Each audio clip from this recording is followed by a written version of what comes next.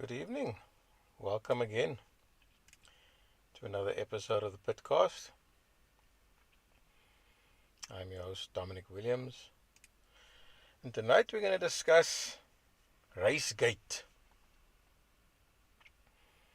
Now, a lot of people might be confused about what that means. And I'll try and clarify that and get into the discussion as soon as possible.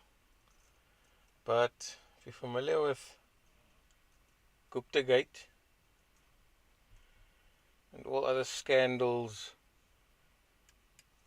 with a similar theme, I suppose, that's what Racegate is. Now, there's just too many unanswered questions, there's too many weird rules, and there are too many strange things that have been happening, not necessarily in all of motorsport, but specifically in drag racing the last 3 years. Probably more so the last 2 years, almost 2 years. But when the planning started, that's another thing to consider. Now,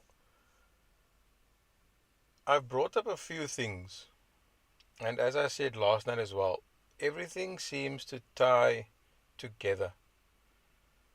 It ties into the bigger picture that is becoming clearer and clearer, and it's unfortunate that it's taken a section of the race fraternity this long to see it.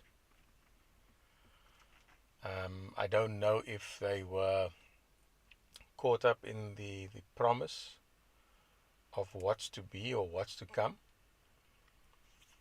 especially in certain provinces, in certain or at certain tracks. I came into this really looking to do my own events and possibly partner with other organizers and promoters and track owners and say, let's run effectively a national series, and hopefully in each of the provinces. And I was going to take hold of the Western Cape in a sense of providing stability and a proper foundation and structure and development. Because again, I'm going to say this doesn't seem to have happened or looked like it happened anywhere within the Western Cape, anywhere outside of the Western Cape from my perspective. And all I'd seen all the years was just the development, or rather, broadcasting of the races in the north and the east. So we've always sort of assumed that, the racing scene is a lot more structured in Gauteng. It's obviously a lot more money spent on it. It's a lot more dedicated. The cars are specifically built and used primarily for racing, whereas I think it's quite clear, if it isn't, that's just, hasn't really changed over the years, that the Cape Town and the Cape Province vehicles in the south and the west of SA is very much run what you brung. Whatever car it is, it's your daily driver, it's your bakkie, it's your family carrier, it's your vacation vehicle, it's your leisure vehicle, it's your recreational vehicle, it's your race vehicle. Whatever those things may be. Whereas it's a lot more formalized up in the east and the north. Possibly sort of call it from central SA-ish leading in. But if I look at all the cars as I've gone around the country, it's quite clear.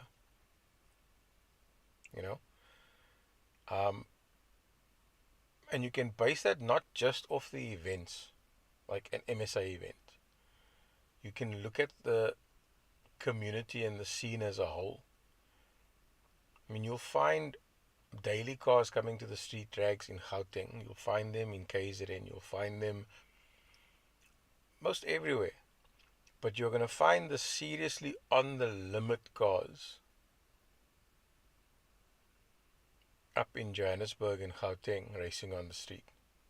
Whereas here you're going to find a handful of those, and the majority are street cars, and they're enjoying a recreation, albeit in their own manner and way that is obviously forbidden by the law and the enforcement agencies.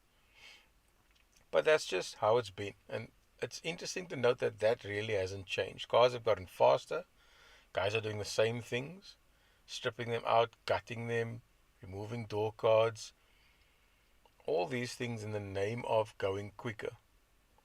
And with that, yes, comes regulations, safety, all those matters. I don't disagree. Evening, Yusuf, hope you well. We're discussing the matter around the drag racing scene being sabotaged, effectively. And whether it's by one individual or a handful of individuals, organizations, clubs, or by us ourselves, we're going to try and establish that. So thank you for joining, Yusuf. Please do share, sir. So, the thing is, there have been certain rules that just threw a lot of people off. And you can go and compare them between the regulations for MSA. Now, I'm going to get back to Street to Strip. That whole point of that exercise was to give guys insight. We know that, we understand that. With the idea that you're getting used to the track, you're getting used to the tree, you're getting used to the crowds, the environment, everything, and now you want to start competing for colors, regional colors, national colors. Now, a lot of people that possibly have an agenda will just jump on the positive things that I say in their favor and will lament the negative things that I say, which is reality and truth. So the positive things is where we'd love to be. Regional colors, proud Western Province drag racer, and we're having interprovincial competition, competing for national colors. And then what? And I've said this before. What is evening guys, evening for us. Welcome to everyone that's joining. So what is the purpose after we get national colors? So now we've got a national champion in each class, whatever class we're running.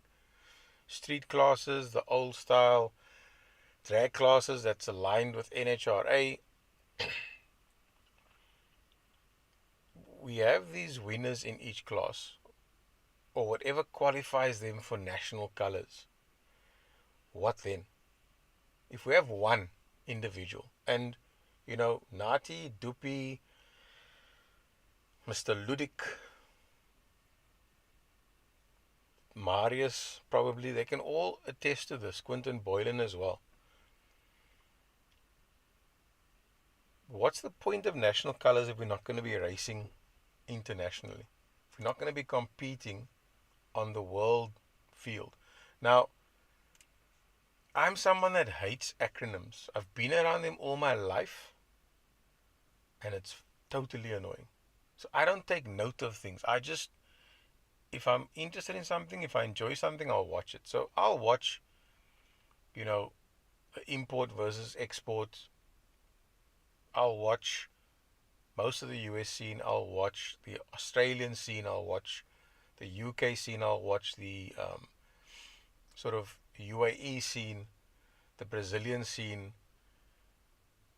because that's all been accessible to me over the years via platforms like YouTube.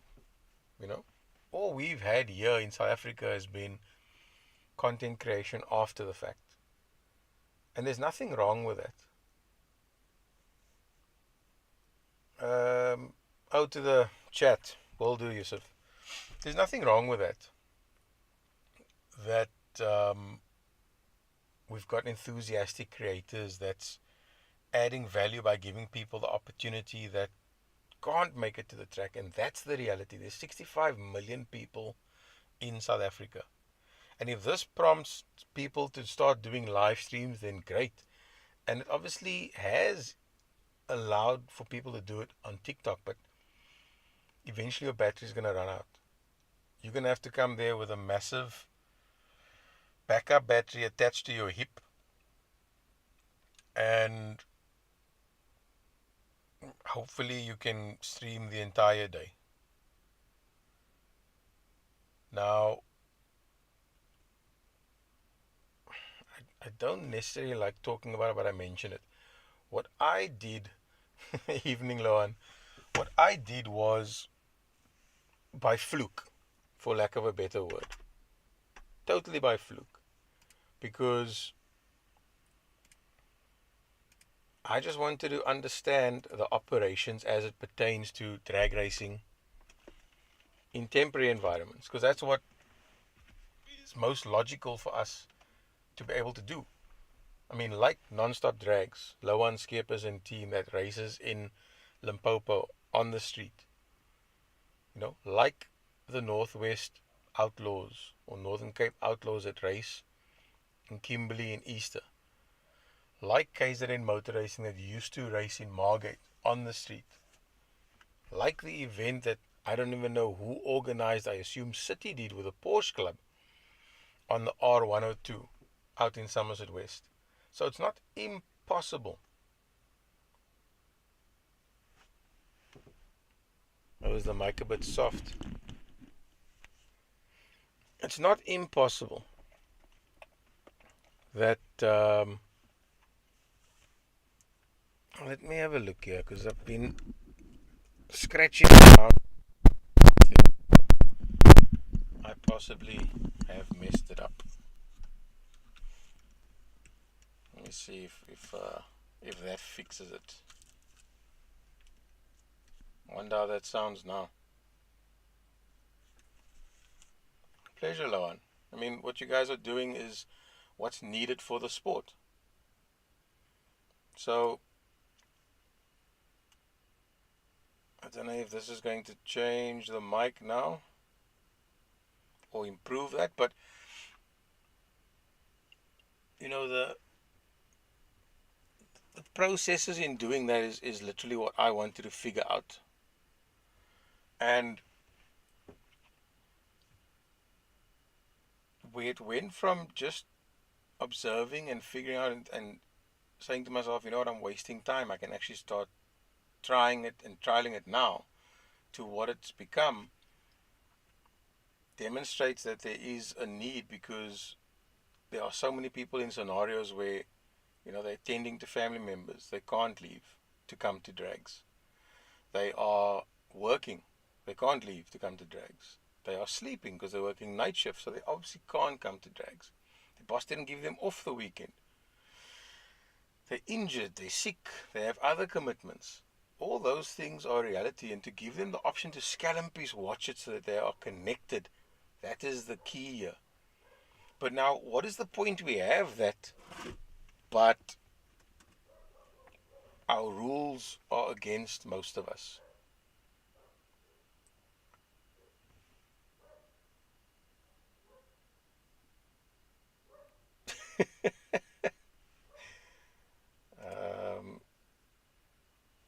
Sien. Nou, dit klink okay, so hopelik is die mic okay en die klank is okay.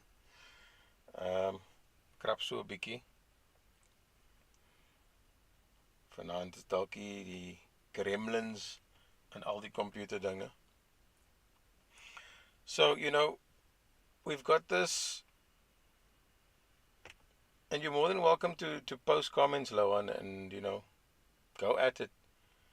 It's stuff that we can always review when we do the replay. It's stuff that I may get to tonight, and we can try and engage and discuss, and maybe in the future we can have a live interaction. You guys can call in and we can have a live engagement. That's coming soon. But the big thing for me is with this Racegate, it feels like, and I have to say that because there's not many things that are fact yet it needs to be proven. There needs to be an investigation that's ongoing, but it's pretty strong in terms of whatever allegation can be brought about what's happened in drag racing. I mean, if you want me to dive into it, we've got all this potential and 65 million people that can watch. And by me focusing on a small group and keeping the channel quiet and watching it grow steadily, all you have to do is just take that number and multiply it up. So, I mean, if there's 100 people that responded to this, take 100 multiplied by 100,000, and you'll get to the amount of people that you could the genuine supporters of the sport that you could reach. I mean, these are metrics that YouTube's not going to give you. So, if I say, there's 65 million people in this country, and there's 1,735. So you've got a multiplier of 37,000. You take that multiplied by the number, or you get to essentially that number for your subscriber base, or realistic number for subscriber base, and you multiply that by a percentage, a realistic percentage of the viewership for every single, live stream or program or something that you put out in reality, because a view on YouTube is very skewed. So if I work on my numbers, to me there's 3.7 million motorsport enthusiasts in this country. So I'll say 65 million because that's the reality. We could potentially reach that, but in reality, with the actual motorsport enthusiasm, let's say 3.7 million people. How are you going to get that amount of people at any one track? Divide that by 9 provinces. You've got an average of 416,000 enthusiasts per province, which is obviously not accurate because Northern Cape is big but widespread, and the population numbers you'll need to work out. So these are the things that I work in the background, because I'm a numbers man. I'm a quantity surveyor. I'm an engineer. I'm a bad mathematician because I practically failed maths. But the passion for numbers is there. And I always joke, if my teacher taught me the relevance of a circle as it relates to a tire and a pizza, then I would have understood which pizza to buy on special all my life, like your Debonair's options probably, and I would have gotten a grasp of excelling at drag racing a lot quicker than what I did. And what I mean by that is I would have been able to say and circumvent silly things and just do specific things and go, that's what we're going to do. That's going to make a difference. And it took me a while to get that because I just had no interest in maths and those things. But maths is inherent in drag racing as it relates to your tire, as it relates to your anything to do with measurement. So, you've got all these numbers. How do you expect 400,000 people to come to your facility? Is that realistic? So, I mean, if you look at, like Lohan is saying here, trying to accommodate illegal, as they say in inverted commas, races who don't have that funds to go and compete on a level that is maybe MSA level. And I've seen comments today in relation to my post where guys sort of not exerted their authority but exerted their position and what it is they do, but their logic is still completely wrong. Because we're going to say on one hand, you know what, we should be grateful because our regulations and restrictions aren't as bad as overseas. What does that mean? Where?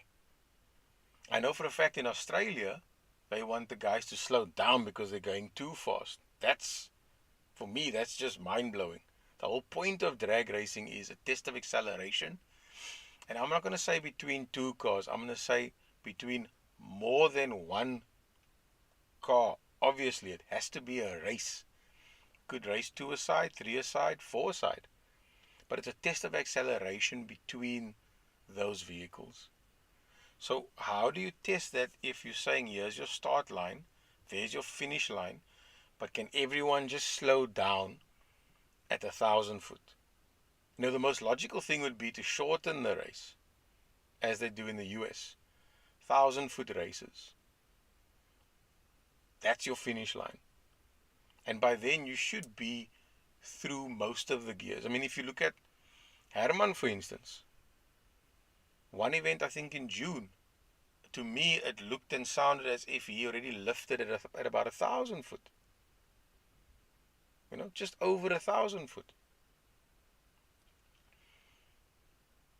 So that could work.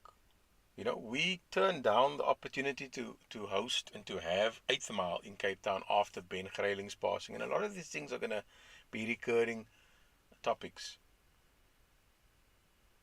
But that could have worked out well for the development of the sport on a grassroots level. I mean, Loan, they manufacture timing equipment. And I inquired a night or two ago about, can you build something that can accommodate me for this? And whether it's possible or not, I don't know. But, I'll engage with him on that.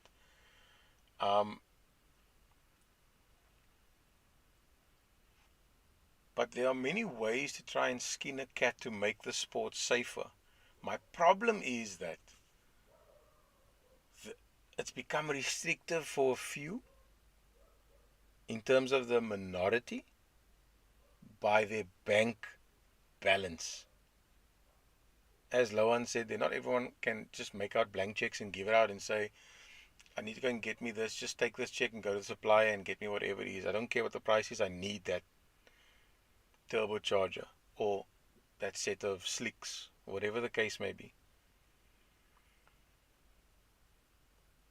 So we make it available and accessible to everyone by having non-sanctioned events. That's something that we never really had in Cape Town, in a sense. Something that was more accessible, like Street to Strip, that came along at 20 Rand. So now we invite everyone and we say, you know what, come along, come and race. And we don't know the performance of these cars. So we set limits in place. Quicker than this, go to MSA.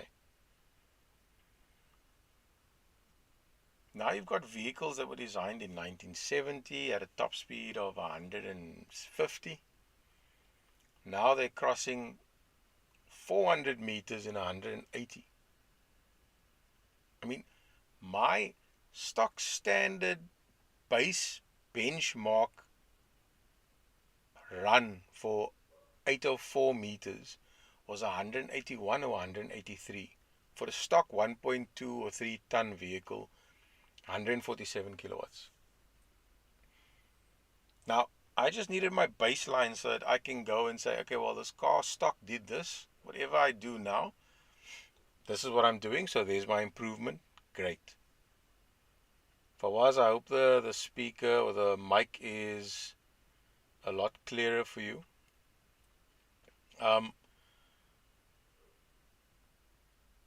So, we could make the race shorter, but now we started to put restriction in place because cars are getting faster. People are getting injured. I would also go and say, logically, we accepted that fact. This is not soccer or cricket or rugby, and people have died playing those sports as well. Thanks, Loan. So, I mean, rightly so, midway drags, as Loan says, it's 8th Mile and it's packed. Rock Raceway I don't think is quarter mile. It looks too short to be quarter mile. Every Wednesday it's packed. It was raining today. Currently it is not full to capacity, but there's a crowd every Wednesday. it's clear that there's a need. Maybe not as much in Western Cape as in Gauteng, and it doesn't seem to be the case in the Eastern Cape, because you've got, you know, MSA drags, you've got something called illegal to legal, which has been around for a while.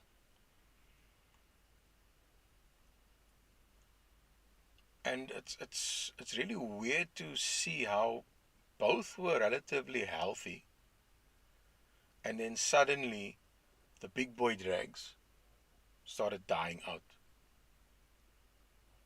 Now, I mean, I've said before, I was engaged in 2022, and it was, asked of me, when am I coming to the Eastern Cape?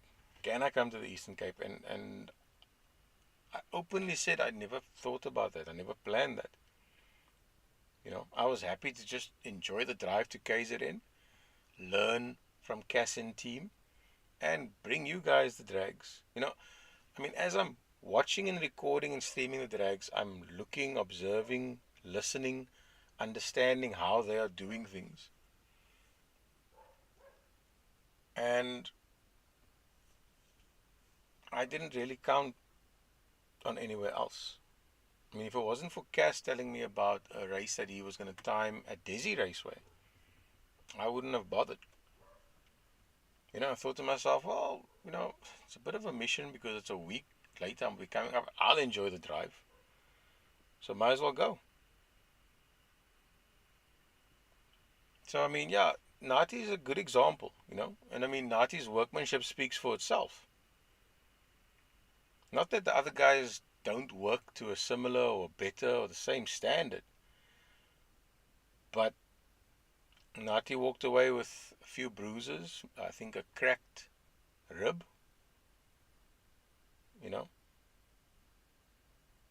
and it goes to show the protective measures taken and implemented. I agree. And his car's quicker than, certainly quicker than 11 and 12 seconds for the age, given that restriction under MSA. So a roll cage and a chute, necessary. Who wouldn't want to? That vehicle was powerful for its time. And the amount of power that was extracted, and I mean, Nati said, I think he doesn't even know how much power it's making. They just keep turning it up. But given the speed and the times that he's doing, you can only but imagine what that 2JZ was making. And I'm keen to see his broodwa that comes out. I mean, there are pictures of that should be on the net right now. I'll go and find the ones that he sent me, and if it hasn't been posted, I'll ask him if I can post it and share it with you. I think I should actually put all of these pictures on Instagram. And it's clear that, the roll cage is necessary. Because now you've got these newer vehicles where you need to be 3 seconds quicker to warrant worrying about a roll cage. And your speed, I think, is 240 k's. 240 k's an hour and or 9 seconds. You now need to put a cage.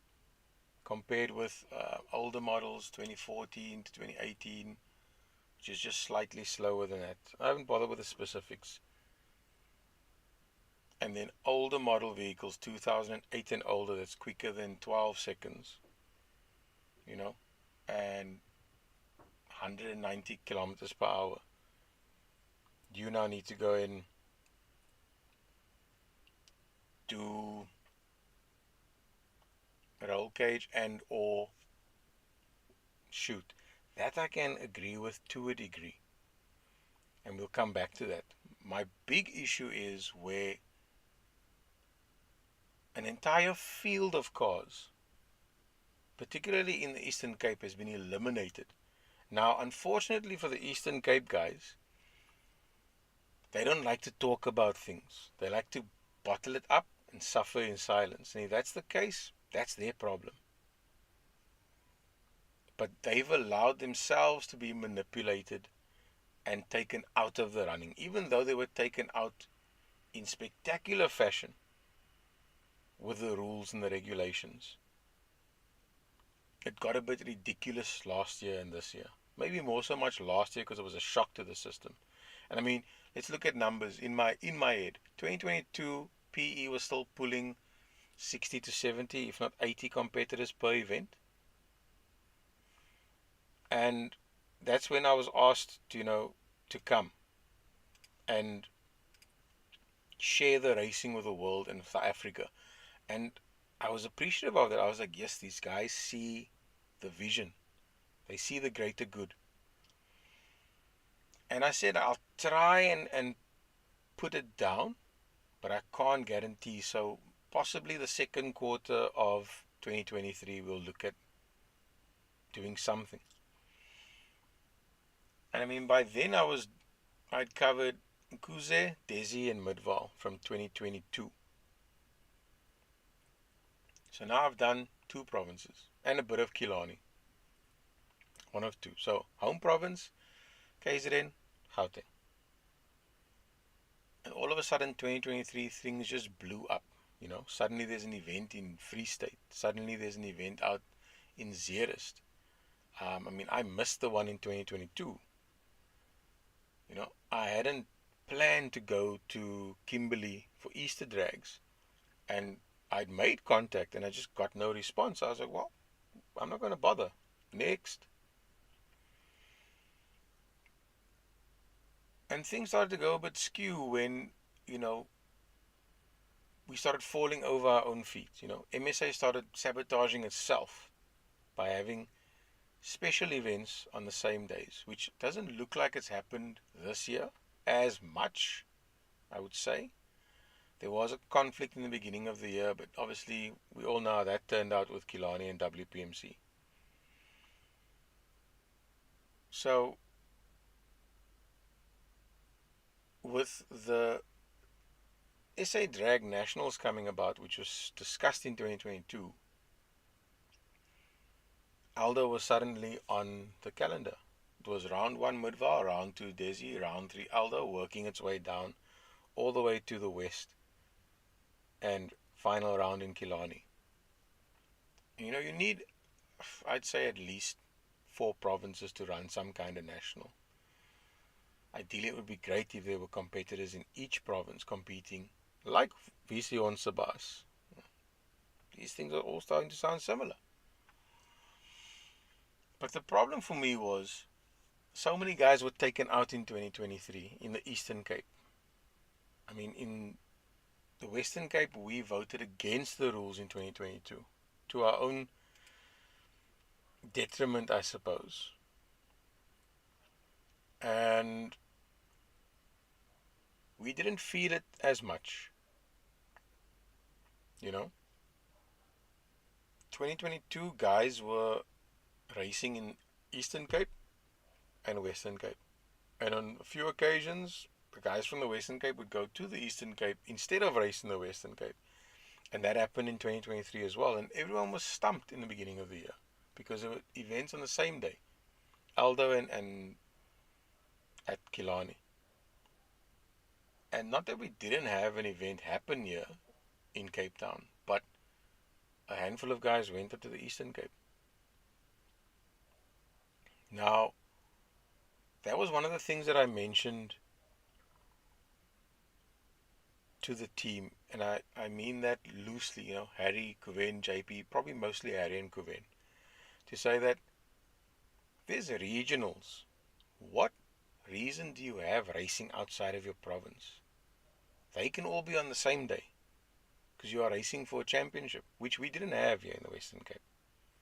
And like I said, to me, race for colors. And then from there you get and compete with everyone else for nationals. And from there, through either sports and recreation or sports, arts and culture or SASCOC and SRSA organization in government and MSA and maybe, sponsors that we've managed to drum up we can send probably a handful of these guys, if not one, only one, to go and race overseas. And keep in mind, that's, shipping a vehicle, or rather freight, I think, by sea. Flying the competitor and crew over, accommodation, fuel, food, all these things, spare parts. Call it easy or half a bar, So now you're going to have, let's say, 10 categories. We need 10 million rand, which isn't a hard thing to get if we've got sponsors on board, if people come to the party, if government supports it. To send these guys to go and race overseas to represent South Africa. That's the dream. That's one of the dreams.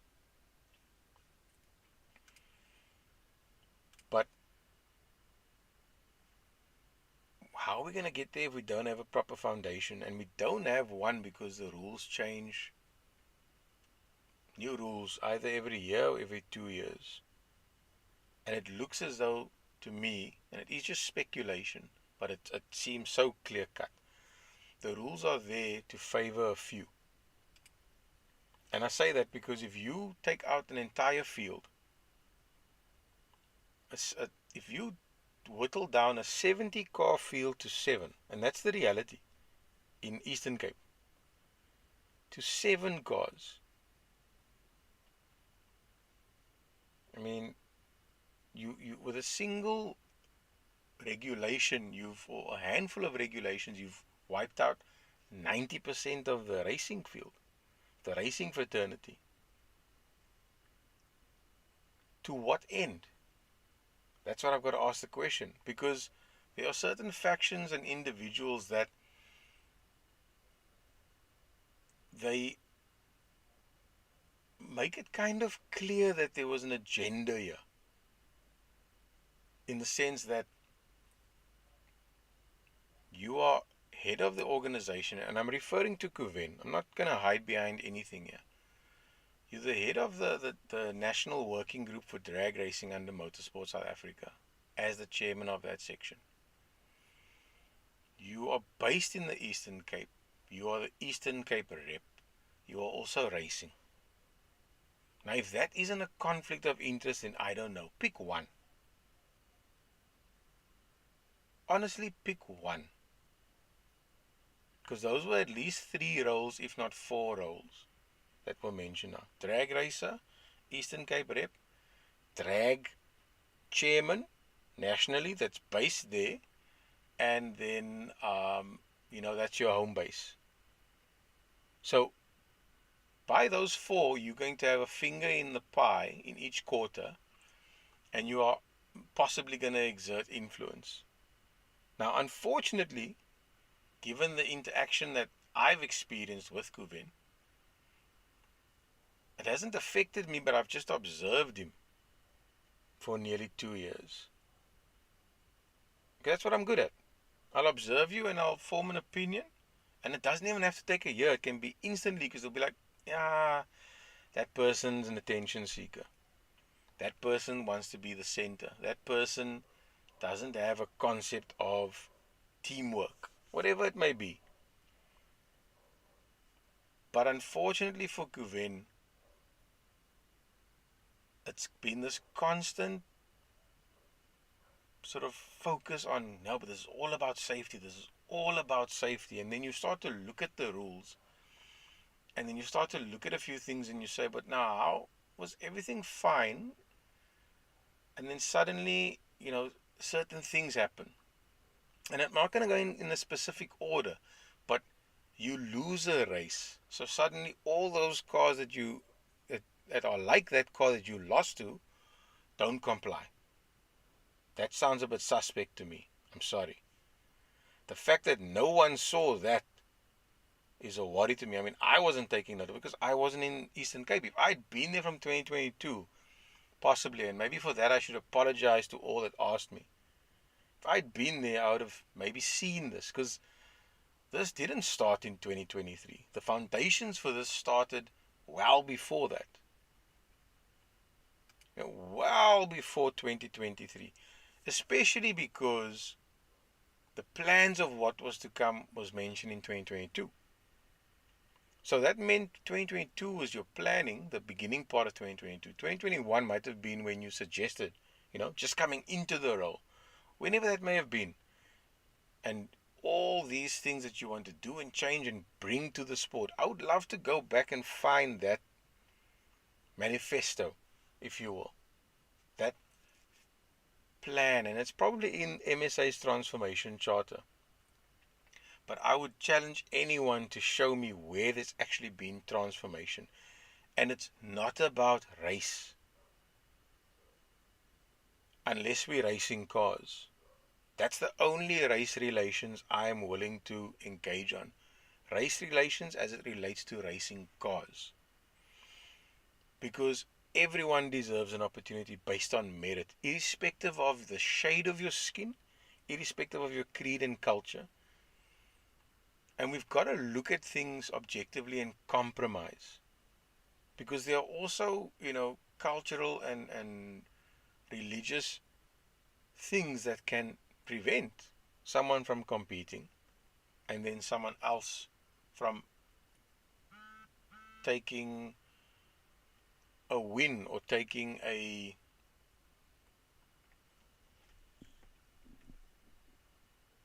some kind of penalty or whatever the case may be.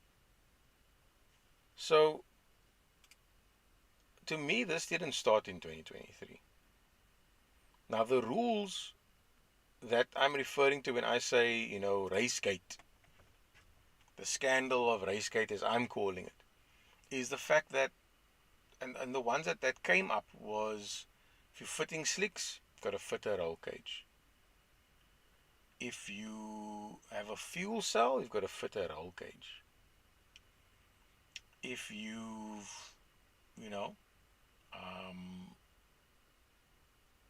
ripped out your seats, lightened your vehicle, rear seats, fit a half cage, left front passenger, fit a roll cage. Now, a roll cage weighs approximately anywhere between 50 and 90 kilos. I'm spitballing here based on the materials, which I've queried from a few, Naargheid being one, Cowboy being another, and a gentleman in the Eastern Cape that has been building cages for some of the guys. I don't know him directly. It's indirectly through a competitor. And the materials and the information given was similar. I just needed to get the weights because I'm not exactly standing around knowing how much a 6 meter length of, now I know, 38 by 3 mild steel weighs 2.97 kilograms roughly, or 2.79, somewhere there. So call it 3 kilos. And the guys said they use on average 4 lengths of steel, round tube. So that's 24 meters worth of steel. But now the weight is 3.5 kilos per meter. So take that number, multiplied by 24, there's an average. And we're just estimating an average roll cage. Your seats don't weigh 50 kilos. If they do, they've got heating in them, they've got storage bays, they've got, the front seat may be heavier because it's a reclining seat, and that needs to be able to take the support because it's freestanding, it's just being held by the floor. Whereas the rear seats, it's resting in place, most likely on your fuel tank, and the backrest is resting against what you could call your rear frame. So that doesn't really need much reinforcing. So people are taking out their rear seats that weigh, call it 15 kilos, and now they need to put in a 30 kilo roll cage. I would just leave my seats in. People have made jokes, if you need to take your seats out, your car's not fast anyway. And so naargheid begins, because someone will take that out of context, someone will get upset, someone will laugh at it. But at the end of the day, everybody wants to take every possible advantage that they can. I mean, some people, as I mentioned before, went the opposite. They want to drive with their car full trim because that's how they drive their car daily. That makes sense. And there's a lot of people that still can't get to the times that were done 15 years ago. Full interior. But I mean, these rules that were put in place to me look like they have been put in place by a few to benefit a few. And as I said in the description, what everyone calls PlayStation cars, console cars. And we're going to get into the other aspects of, yeah, but these cars are safer. Someone said to me this afternoon. What did they say? These cars conform to modern international NCAP safety standards. They are commonly seen as safer. And I'm going to get back to that in a moment. So, we've got a case where a racer actually admitted in a drag meeting. He's so gut full of the rules. He went through scrutineering with his normal tires, got passed, put his slicks on, and raced with his slicks. Now you've got to ask the question, how did no one pick that up? Where's the admin side, the operational admin side of race operations? Yeah, okay, we deal in good faith. We would never expect someone to actually go and do that, but we should. It's after all an MSA sanctioned event. So that skews the results completely. If there was a competition, even more so. How many other guys have done other things? You have got guys that, with their harnesses, they don't have the FIA requirement and it's not on the left side of the harness. So they swap harnesses for scrutineering. And then when they're done through scrutineering, their harness goes back. Now, at the end of the day, it's impacting everyone because we're taking very dangerous shortcuts and corners, cutting corners. So some things are, of our own doing.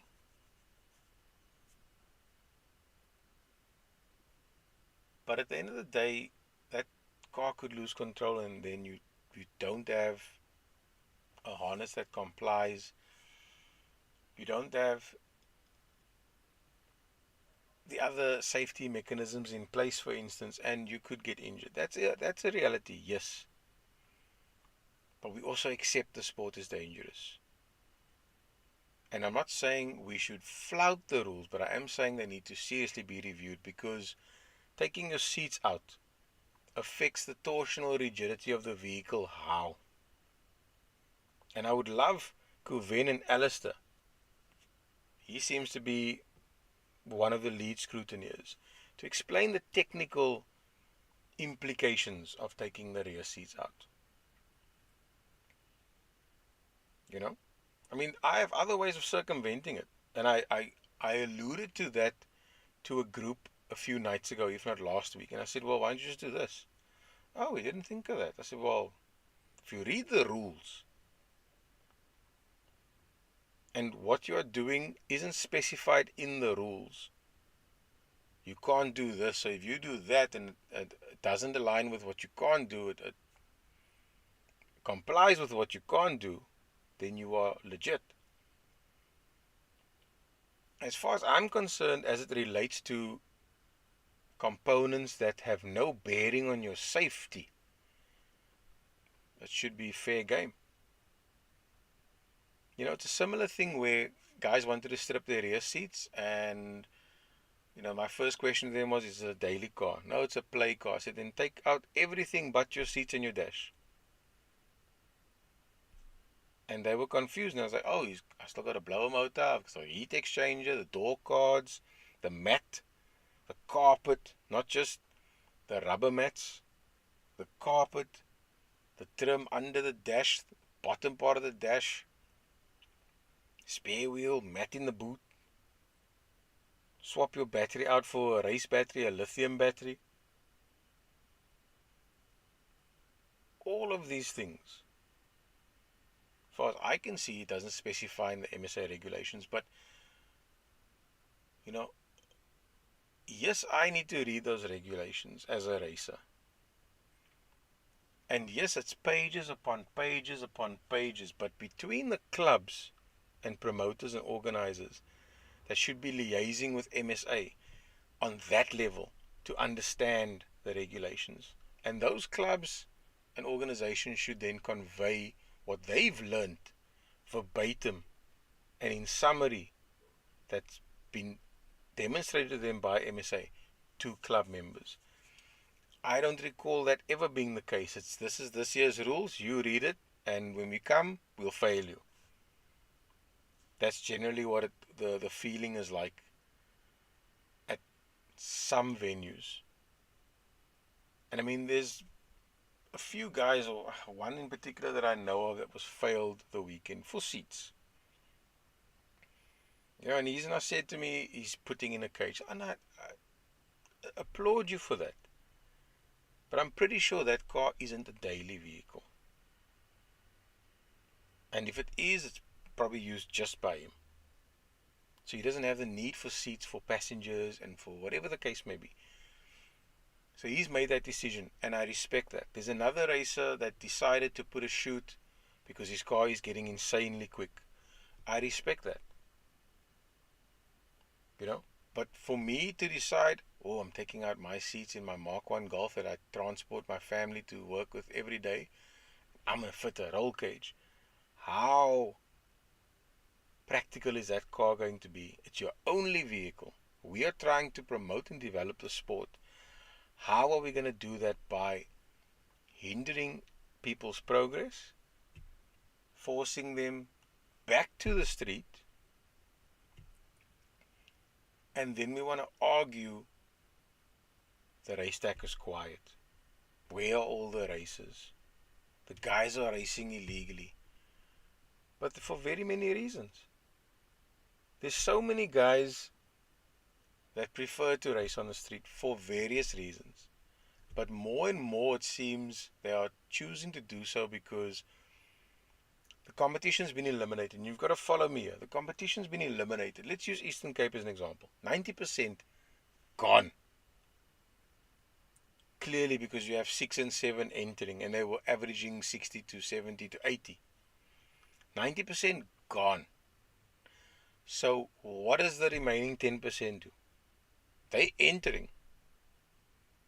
Enthusiastically, they are entering.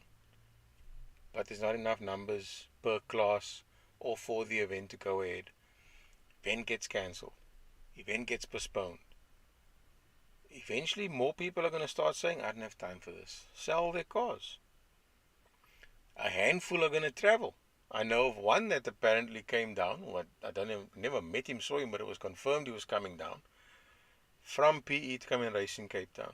And I think I even saw a pop-up. Might have been him. I don't know. But the rest are just going to say, well, I want to enjoy my car. I'm going on the road. And what's wrong with that? I still have to have my meeting with JP Smith in the city of Cape Town. But let's figure that out. What is wrong with that? I can tell you one thing is the public discipline. So when you've got the drag chairman saying everything's about safety, we must compete in a safe environment, race in a safe environment. It's an environment where he can run apparent world records. And there's no one else competing there with him because they've all been taken out through rules. Fit a slick, roll cage. Fit a fuel cell, roll cage. You cut over here, cut over there, roll cage. Take your seats out, roll cage. All because of a lost race. And this is me, making or forming a perception based on what I've seen, what I've experienced, what I've been sent, what I've been told. And it's really clear cut that there's, like I said, a conflict of interest along the way. I mean, I'm sort of conditioning myself in a specific way. And the people that don't understand that, arrogant, ignorant and goading, and some are just plucking stamps and, being on, just being asperous, as you would say. But I mean, what do you expect me to do if I go and host events? I must be the host, I must race, I must, plan all these things. So which one is it? The most logical thing is, for us, a leather seat depends on the equipment. I mean, my seats had seat warmers in there. I would say anywhere between 20 and 25 kilos, maybe. Ranix RSI, still heavy with one seat. It's still heavy. So, I made my mind up. If I'm going to be doing broadcasting from these events, that's what I can do. I can do one thing. If I'm going to be organizing my own events, I can do nothing but that. So I'm going to need to get guys to do the broadcasting for me. So where do I race?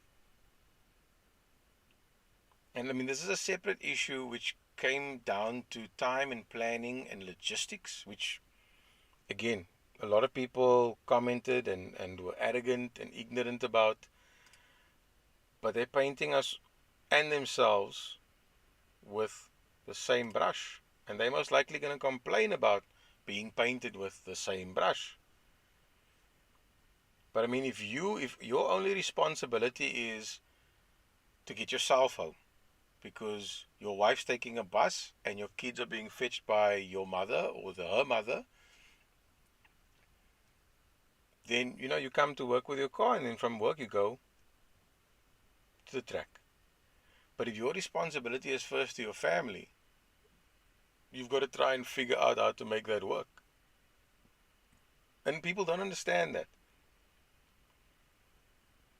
So now you've got this conflict of interest, you've got these silly rules, you've got a field that didn't know they were being eliminated last year, or 2023, and then come this year, everyone's upset.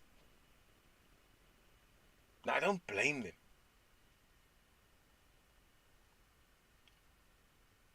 But I kind of have to, even though I want to get on Kuven's case, and I will. I have to ask all the questions. I have to be informed before I go full on how bad and ugly Dom can be, to say without a doubt, this is what happened. The picture to me is clear, given my interaction and experience. I mean, I used the trip to cover one of the regionals in the Eastern Cape as the opportunity to speak to Kuven as well, and team. And thankfully they were all there. Matt, Kuven, Alistair, I think Kuven's wife, his son, the MC. And after that event, we had this bit of a discussion, and I'm going to get into some of that as well. But I went down because with the drag nationals, I was covering that. So round 3 PE, and I was like, okay, I'm going to be coming to PE. And what I saw was fair. The field was busy. The infield was busy. Where the spectators are standing along the main straight was relatively busy. It wasn't full to capacity. The cars were fair in terms of the number of entrants. I mean, it's the same guys that started in Midvaal, most of them, that moved through. And as I expected, each province would obviously get the majority, and the Cape provinces would be where the guys would shake their cars down. And we kind of, or at least I asked the guys not to wait for round 4 and race at home, but to at least get a feel for it and take the beating in Eastern Cape and have a good showing at home. Because there were a handful of guys that were doing every single round. And the eventual champion was Terry. Terry Yanikakis won because he attended and performed consistently at every round. That's how you win championships.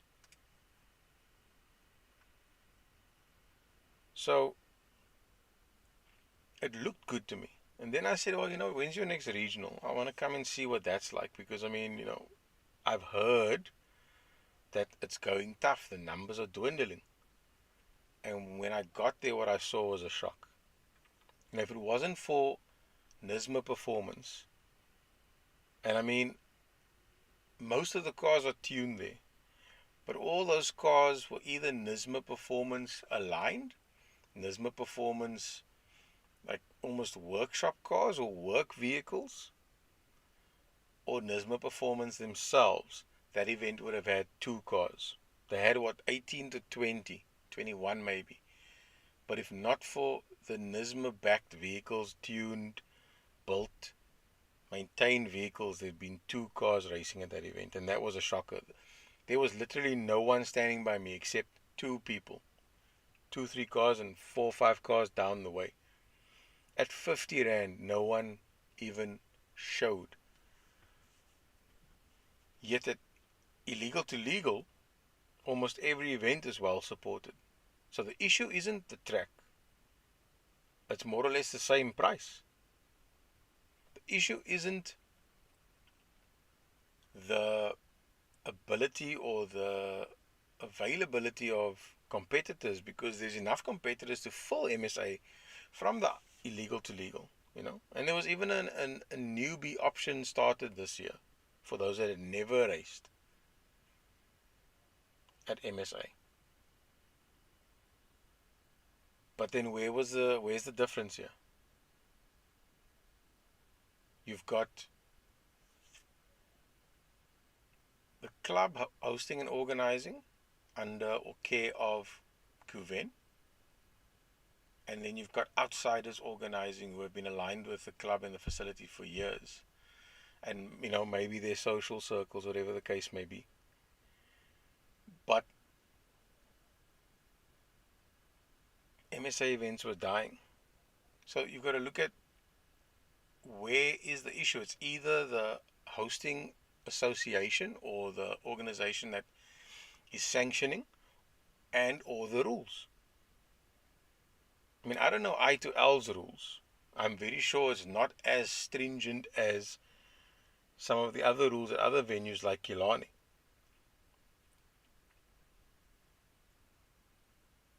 But you've got vehicles that I saw that were stripped out,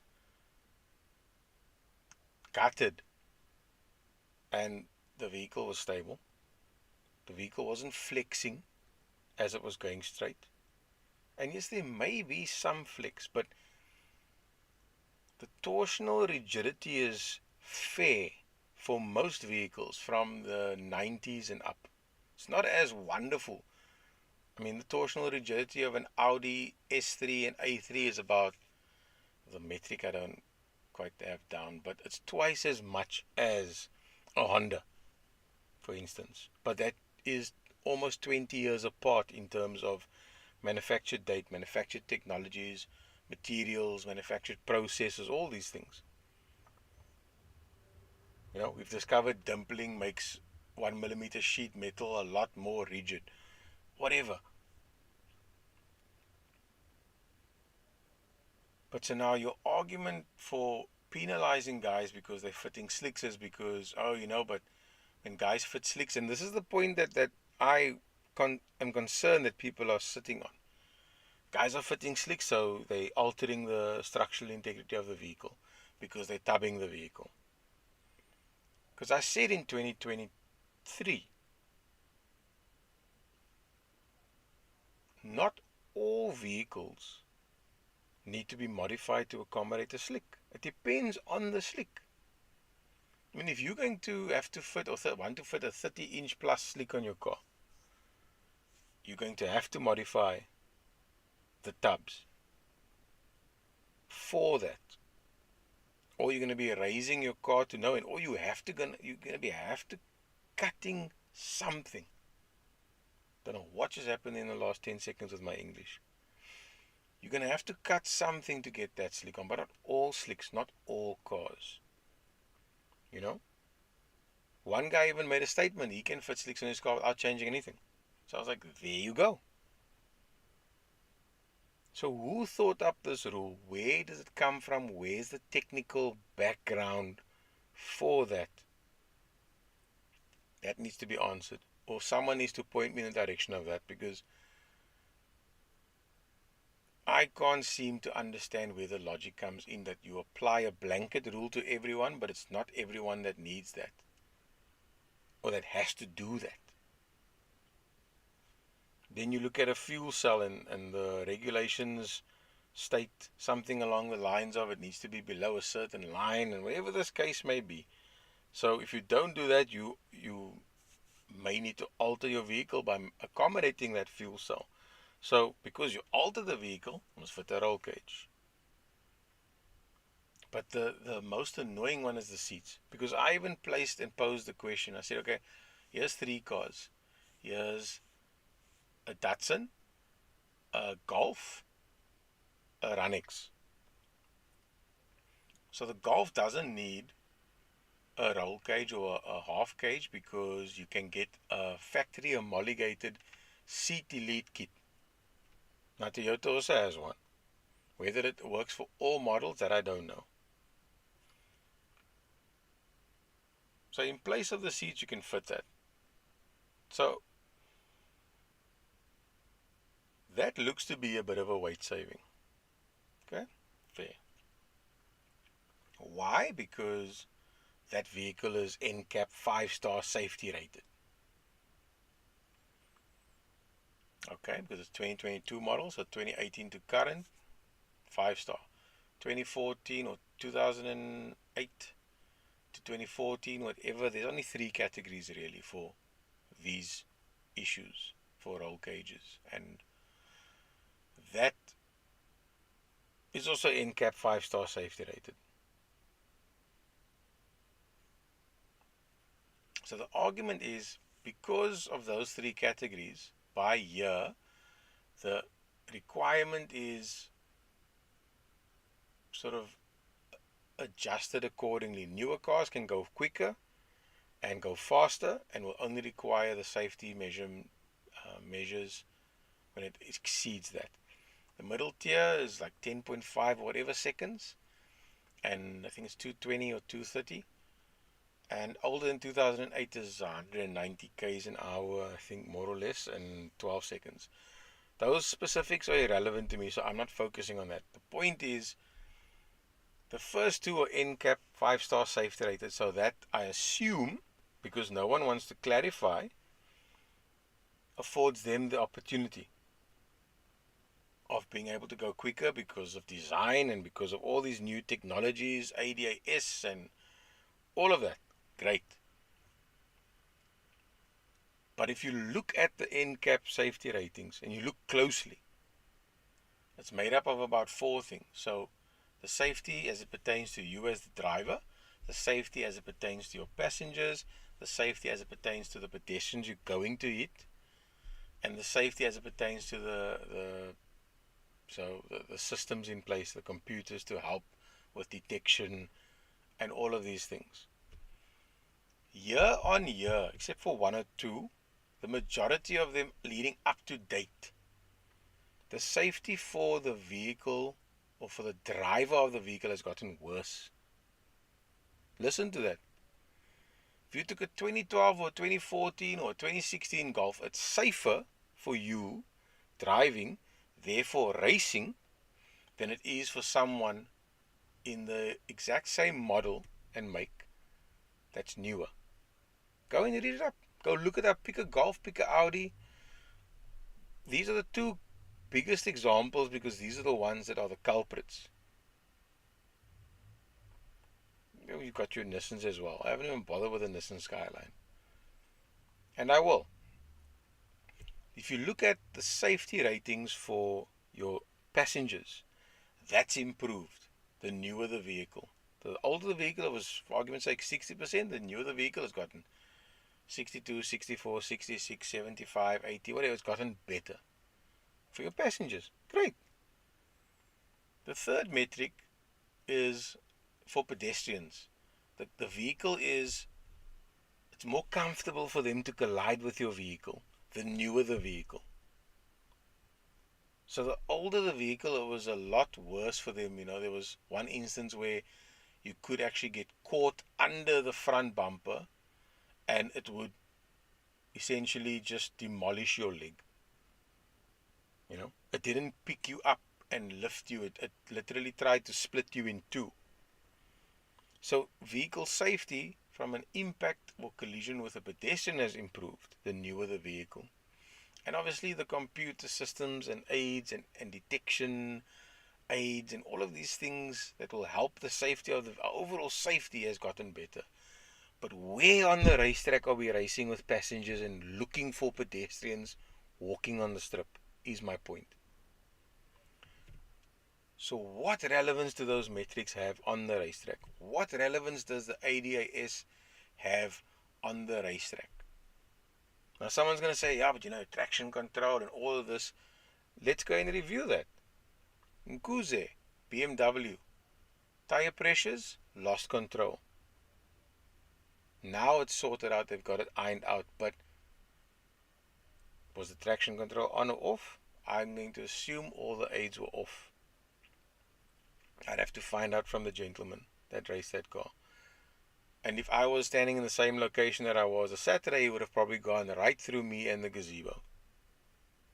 Not that I would have minded, because I'm in my happy place at a racetrack. But there's that example. Or the example of the Supra that came to robot racing at Killarney to test for bragging rights. Now, I don't know how that got through because, depending. Was he testing with slicks? Because that's not apparently allowed at robot racing. It's a street car, yes. But now we kind of skewing the rules. So what I mean by that argument we'll come to in a short while. So where did the driver aids help there? I mean, once you went or go off the track onto slippery surface, and there again, operationally the decision was poor. Once you hit water, you can do whatever it is you want. I mean, there was a picture I saw of, front wheel, rear wheel, and all wheel drive. And you could power your way out or power your way into straightening and leveling out and pedaling and regaining control of the car. But it demonstrated that all wheel drive, you just hold on and you pray. Now, if you look at what happened with an accident that occurred at Killarney last weekend, that Golf broke, they say, and you can see in the video, near about, or it started coming undone before the bridge, and it completely broke after the bridge, and it started spilling its guts just after the finish line. How's it, Rachel? And the gentleman lost control, crashed. Thankfully, he's fine. The car's maybe repairable. I don't know. So, that example can happen to anyone. If it's a 14, 15, 16, 17 second car without its seats, how different is it going to be if that incident were to occur? And I could honestly probably find examples to argue in favor and against, to try and remain objective and unbiased, because there are valid points for the safety concerns. The unfortunate thing here, the point is that to me, it appears as though it's been written in such a way to eliminate the competition so that a few can podium. Now that's not racing. That's sabotage. And I'm sure people are scrambling to the contrary. But if there's enough evidence we could strip all the results, 2022, 2023, results this year, 2021 for part of it.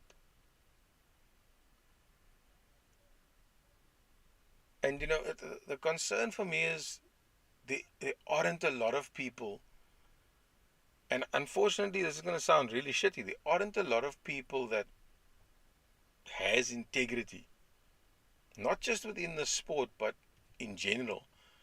And we're only dealing with the sport here.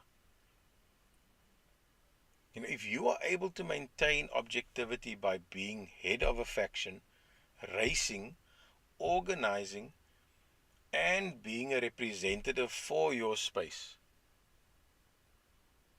then you are a Superman. I can't imagine doing that. Or I'd have to hand over the reins to others so that I can enjoy possibly my own event. And that's going to be tough because you can't even find people that's willing to put in the effort today. But clearly you can find people who's willing to put in the effort to eliminate the competition,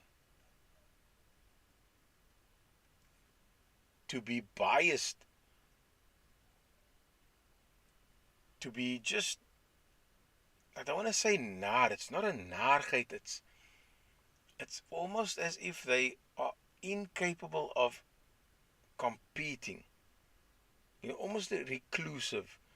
They can't engage with people, they can just engage with themselves. That's why we have these solo runs. And that's a shame. That's a shame. Like this guy said, no, the new cars are NCAP safety rated. It's commonly seen as safer. Now, the statement alone, that was destroyed when I made statements about how the NCAP rating plays out.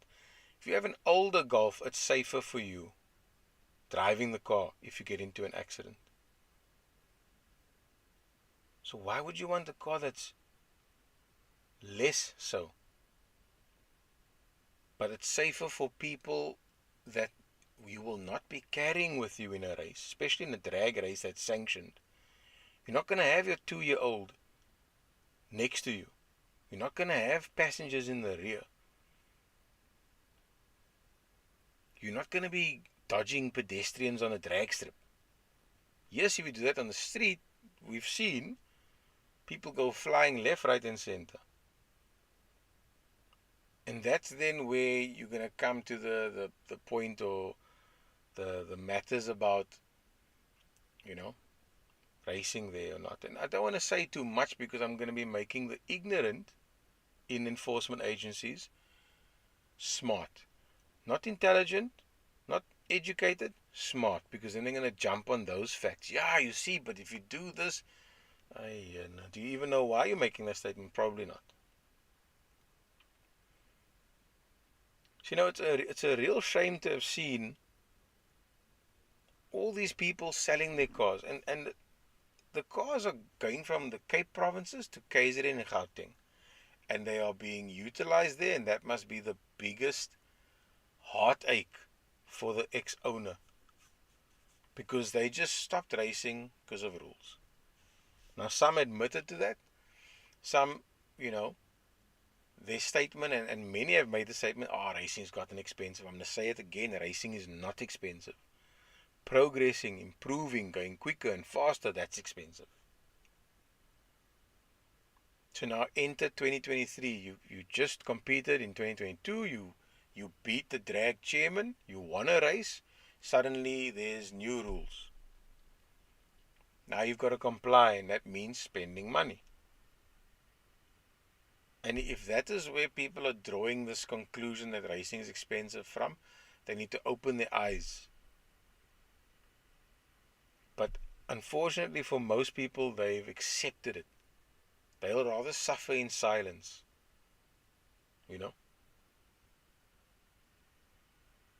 They'll lie down and acknowledge and accept and just give in. And only they are suffering. There goes all their enjoyment, their passion, their sport and recreation out the window. Because of rules that might have been unjustly implemented. I mean, there's other silly rules like, the oil, the drain plug must be secured with wire or whatever the term is used that was mentioned to me. I mean, there's some silly things that were brought up and interpreted, and I'm good and you are shield. Sorry, man.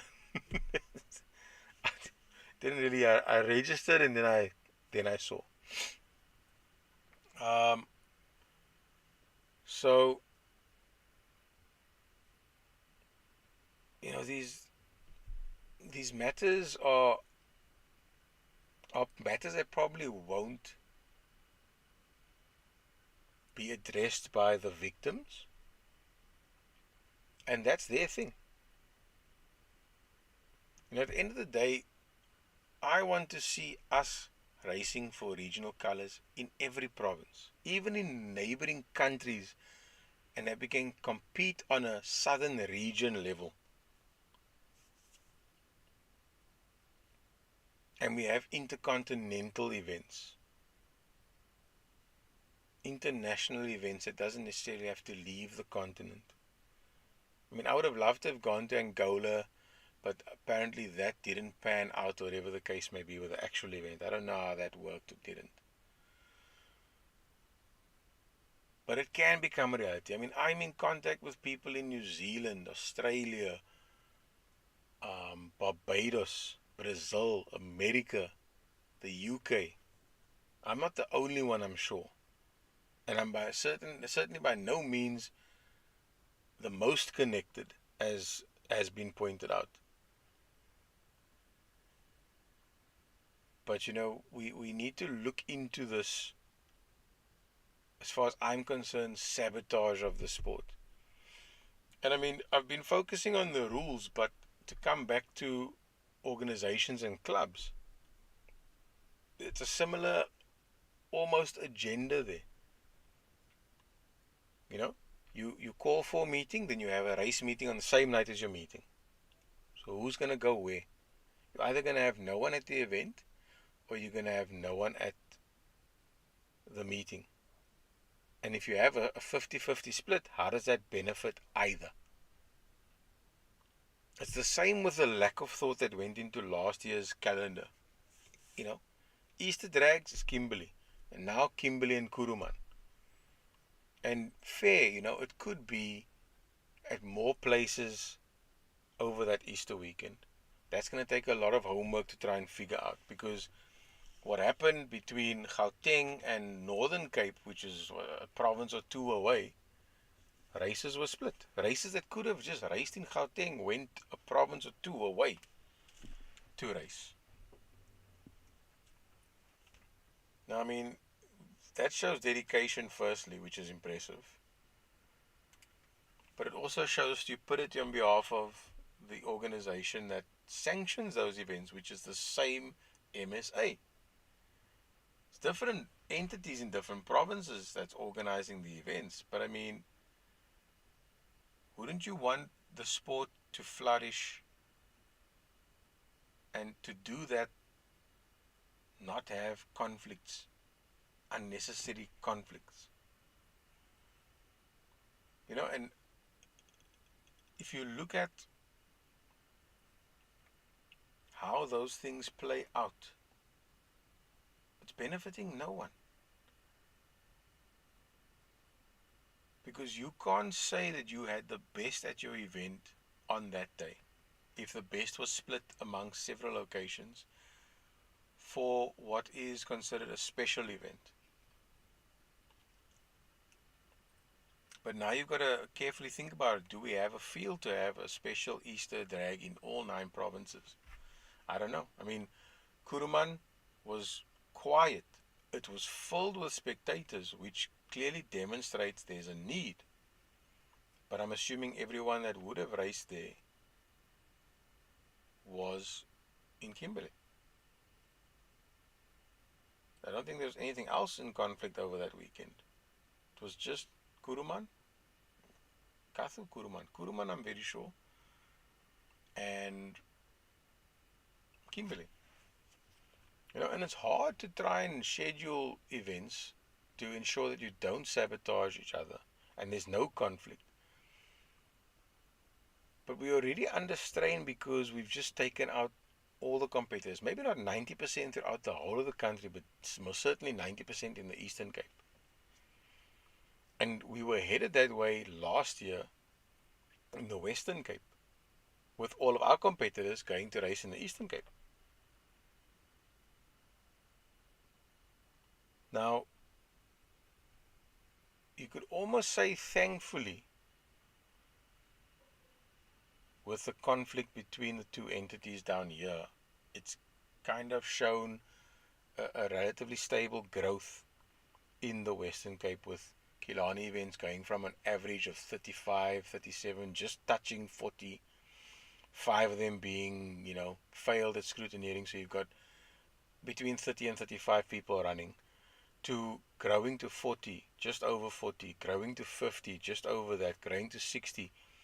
The last few events probably being 60 or to 80. So, kudos to them. It works. It works because it's cheaper. That's the most logical thing. Non-MSA, non-sanctioned, but now we're still using MSA rules and regulations. And the argument is that the facility is an MSA facility, so we must use the regulations in any case. So I find that quite hard to believe, but that's the argument or the statement, albeit informal, because there's no real clear reasoning and it's not communicated and there's no transparency about all the stupidity. And again, taking seats out is helping, or taking the seats out is causing the problem where? Put it that way. Now I can see, I have to be fair and objective here. With the little information I have, I can see that if the car were to get into an accident, possibly that rear will crumble because, there's no seats to hold the end-to-end C-pillar together. I don't think seats are that strong. I seriously don't. It's possible, because if you look at something like and I'm going to use an example that I recently learned of, a Jetta, for instance. It's got a bench, right? And maybe it folds down, and there's a small gap that you can use to put in something long through the boot, through into the car, into the front seat. So it's not exactly fold down like a hatchback. That gives you a much greater volume for transporting goods. So now, people go and swap those seats out because they are lighter. They have less structural requirements. And they put that in their hatchbacks. It's going to pass. Now maybe I'm opening up a can of worms here, but we need to look at what are we concerned about that we say the seats must be in. Because even with that statement, I can go and buy a Toyota Cargo, a Taz Cargo. I can go and buy a Datsun panel van. Datsun Go panel van. Comes out like the Toyota Cargo without rear seats. So now what? How is the structure sound? Some scrutineers and some individuals refuse to believe that. Bring a letter from the manufacturer stating that. Not a problem. So let's K-swap a bunch of Taz Cargos. Or VVL swap a Taz Cargo. It doesn't have rear seats. Doesn't have any sign of, structural delete kits. C-pillar to C-pillar.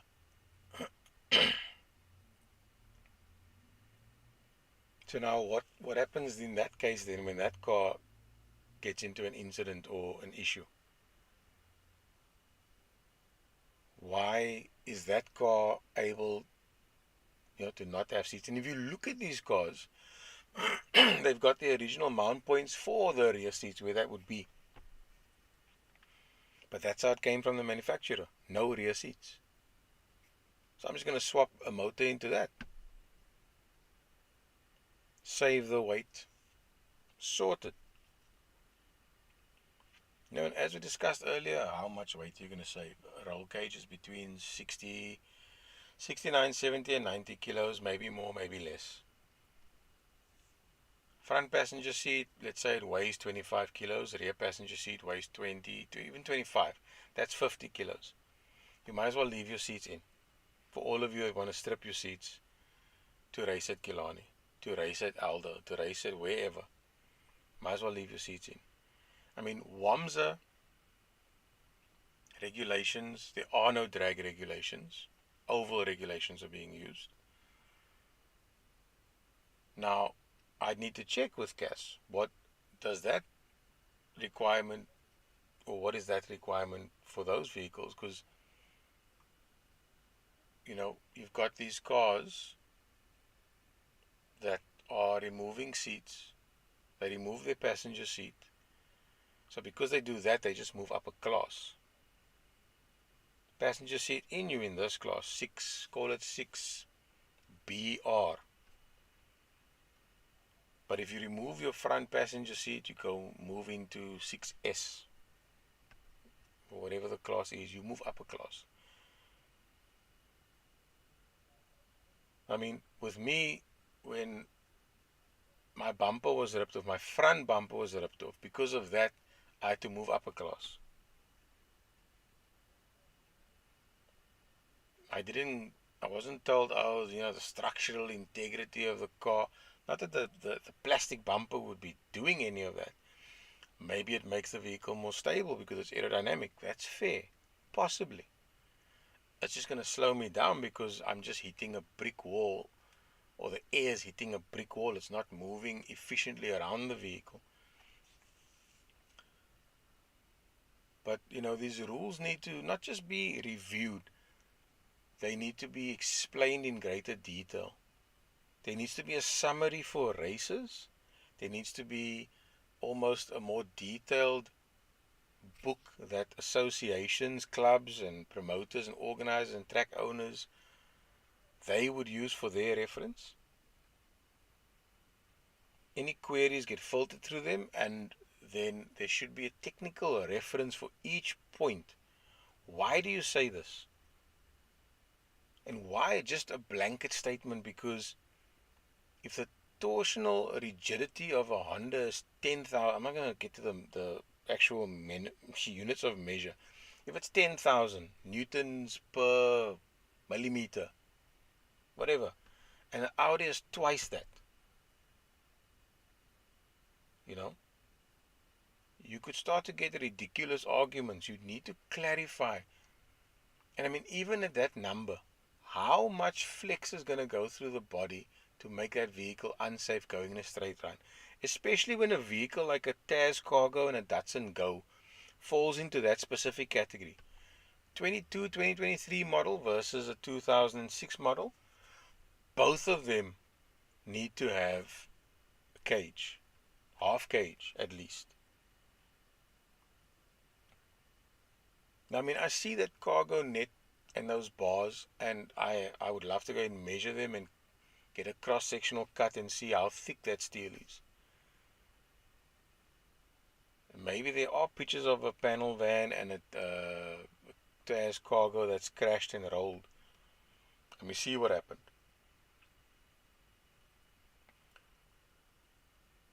But we are going to constantly have these problems. I mean, look at the problems that we have. We had a field that was dying in the Western Cape. It is now flourishing because it is no longer MSA regulated. That's significant. You've got a province where it was flourishing until the rules came into effect, which is what was happening in the Western Cape. They've stuck it out, and they've aligned and they've agreed because the individual running the organization or the section of the organization sits there. So you would have pushed that narrative. And where is it now? Completely dead. And that's why I ask, is there an agenda here to control? to now say, oh, but these guys have now not complied, and that's the reason why, and I'm going to put a program in place to change all of that. To me, it seems like there's an agenda here to get control of that region, to have power over that region, and then to reap the rewards in the pocket. How does that benefit the sport? And you've got unsanctioned and non-MSA events, which are aligned to similar organizations. I need to find the specifics, but it's sort of run and operated with the concept of having enjoyable events that people want to continuously come back to. And if you look at the numbers, it's clear. If you look at the communication, if you look at the integrity, if you look at the approach, you look at the operations, it is clear that the people are appreciative. They can see this. So, what is actually happening under MSA, especially in the Eastern Cape or the Cape provinces, we need to try and figure out. This year there was obviously Talton coming back online, so Talton became MSA affiliated.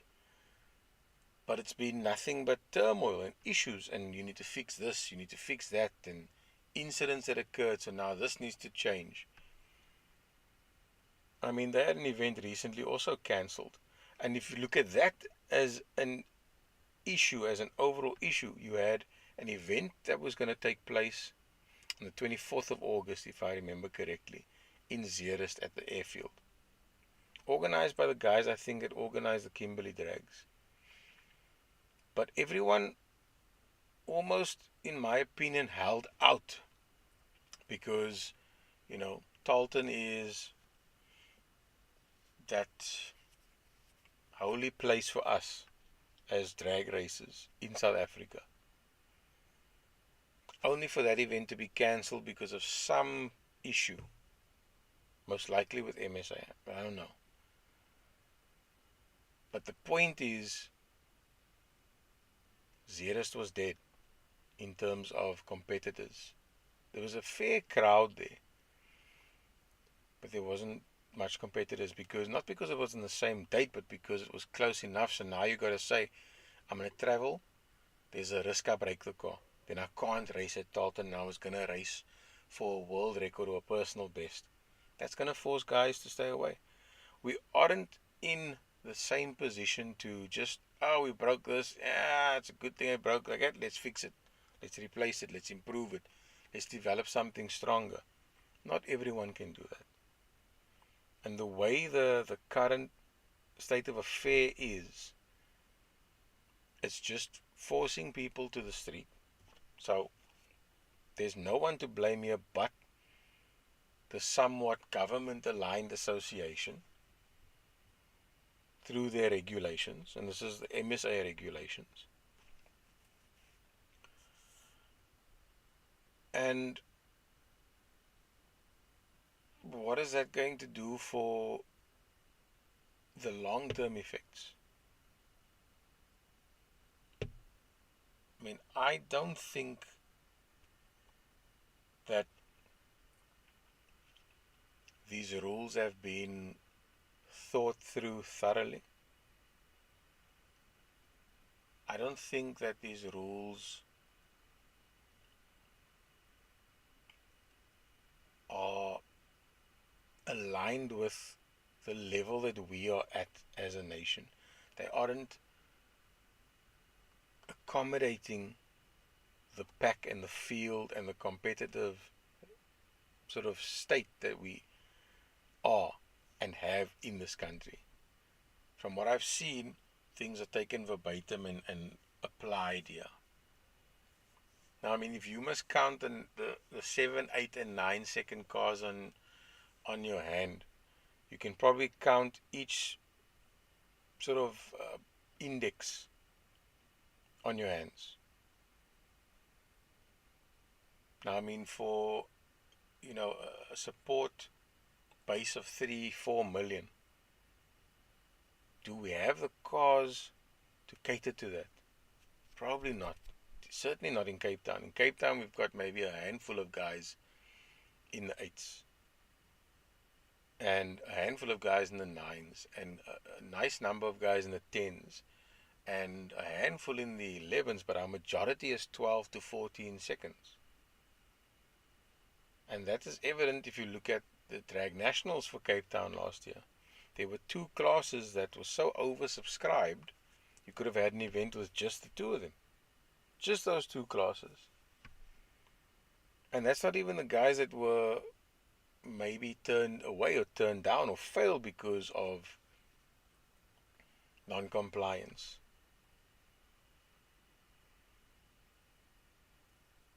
But I mean, did those guys race to their full potential? Did they have roll cages? All of them. 12 to 14 seconds. Technically, they wouldn't need if they had their full interiors. And yes, there are some that are gutted, so, that goes without saying.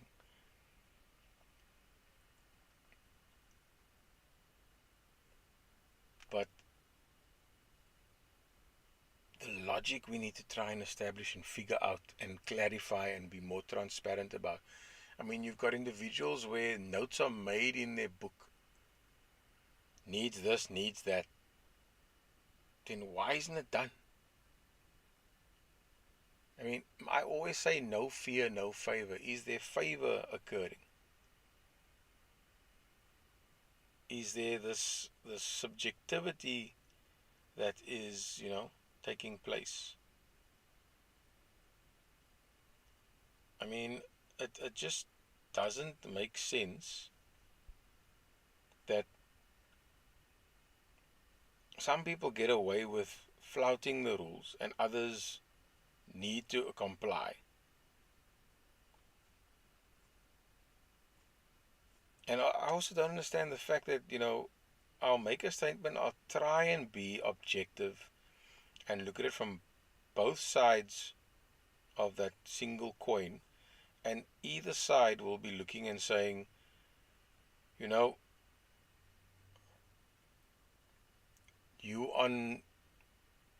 in bed with the other side. Instead of actually looking at the matter and trying to be objective and trying to engage in discussion, it just becomes automatic. This person's against me. No, you were the other guys and you're not for us. And I honestly don't know, because people want to suffer in silence. So if you look at the things that are sort of causing these problems, and you look at the people that it's benefiting, you almost get a sense that there is, it's been said before, the drag mafia. If this is a drag mafia, then this is like My Little Pony of mafias. From what I saw last year in 2022, mostly last year, because it was the ridiculous amounts of events, it just appears to me that we have some people, the wrong types of people, in positions of power. And I don't just mean Kuven. I'm not going to hide behind anything. It's just frustrating to me when you see the way it goes in Cape Town, the way it goes in Eastern Cape, and then how easy it is in KZN and Gauteng. It's chilled. And yes, at Midval with round 1 last year, either JP or someone mentioned, these guys couldn't comply with MSA, so they've been failed for scrutineering, and it's obviously causing a problem. I don't even think 011 Street Society is even MSA aligned anymore. I don't know. I mean, MSA events were dead in Johannesburg, in Gauteng for a long time. It's Wamsa crazy up there. Even with this new facility opening in Benoni, obviously, the sports executive officer Ishmael Peck is opening Mzansi Motor Speedway, whatever it's called.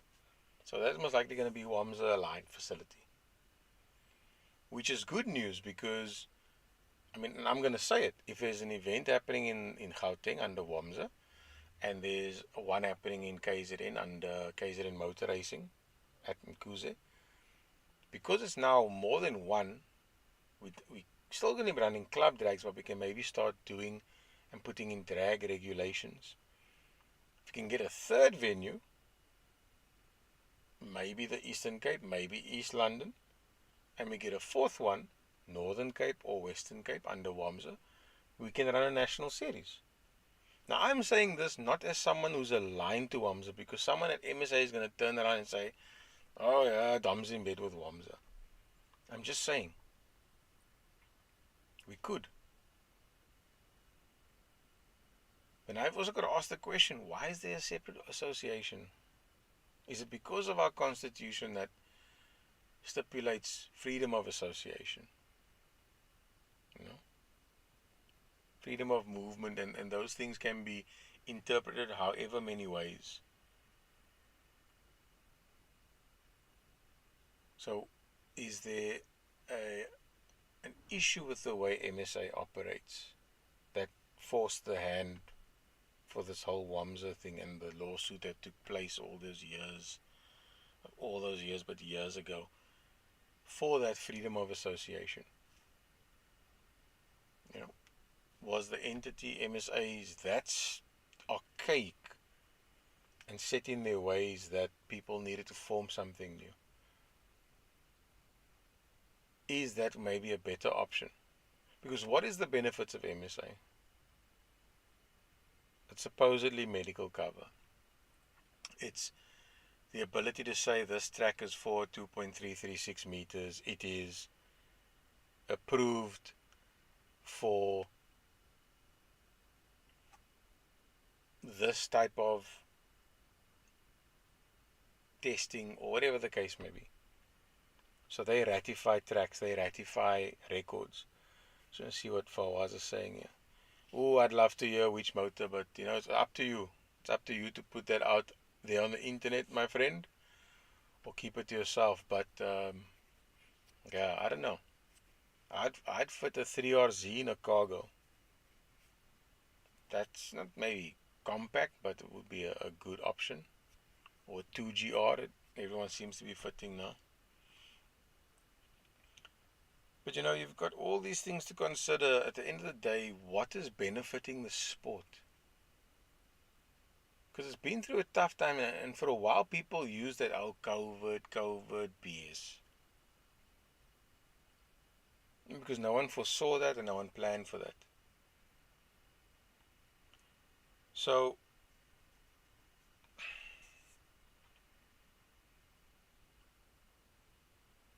if you're trying to grow a sport, you're not going to do it by forcing people to do things, is ultimately the point here. We need to engage. I don't recall there being engagement with the uproar and the hassles in 2022 at WPMC in Killarney, with a meeting where I tried to rush to.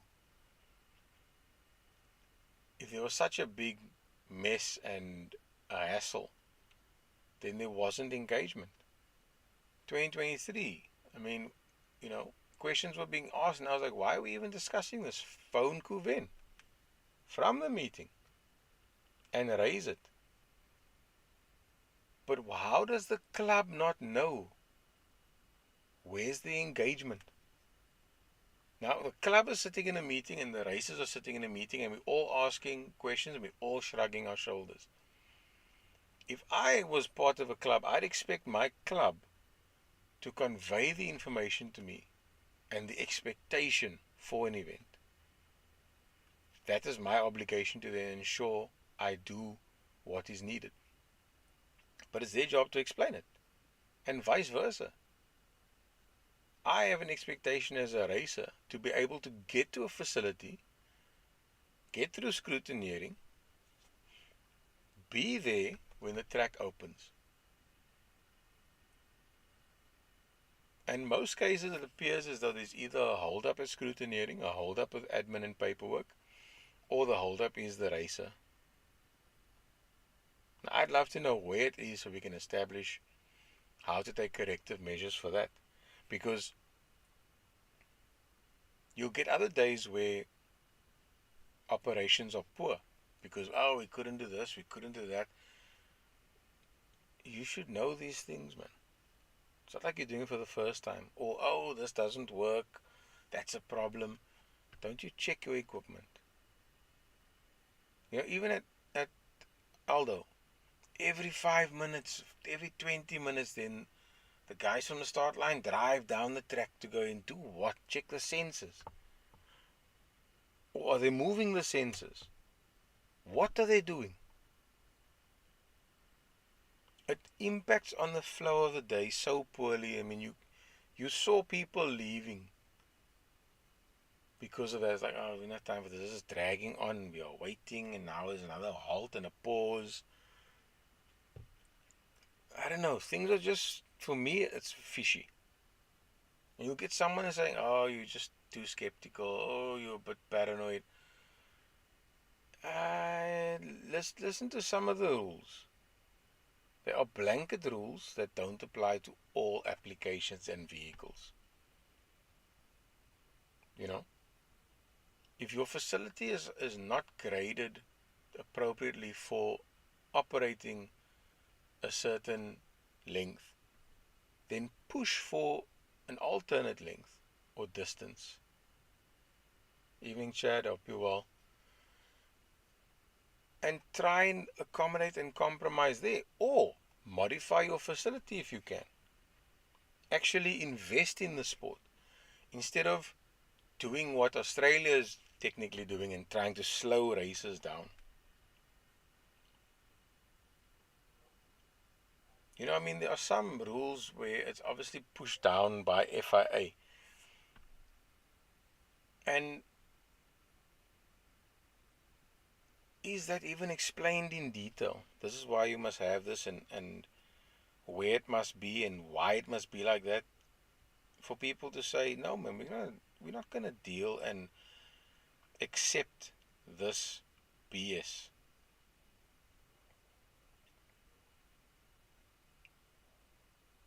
So, we need to figure out the way forward.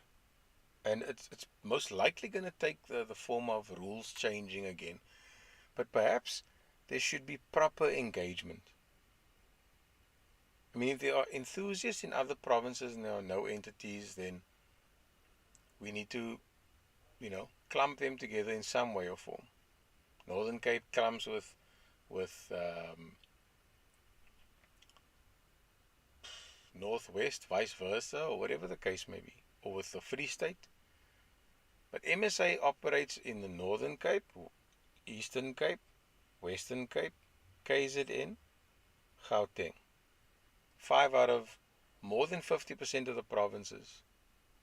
Maybe not regularly, but they have events, specifically drag racing events that occur. So why aren't we engaging? And I know someone's going to say, you call a drag meeting and no one comes. Well, I've kind of disproven that this year.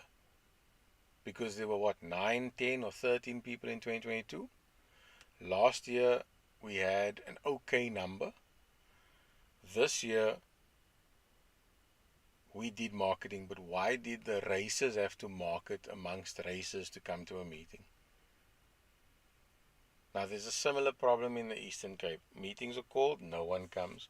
But if you look at how the Eastern Cape markets their things, it's poor. And then they're all surprised that no one rocks up. Now, I'm not by any means saying that my marketing is superior, but I'm just doing the simplest of things. And I'll have people coming up to me, hey, yeah, no, you sent this. I got it sent by a friend of a friend who got it in a group. I've heard that so many times. But what is the issue here? Are people just ignoring the fact? Are they intentionally sabotaging the sport?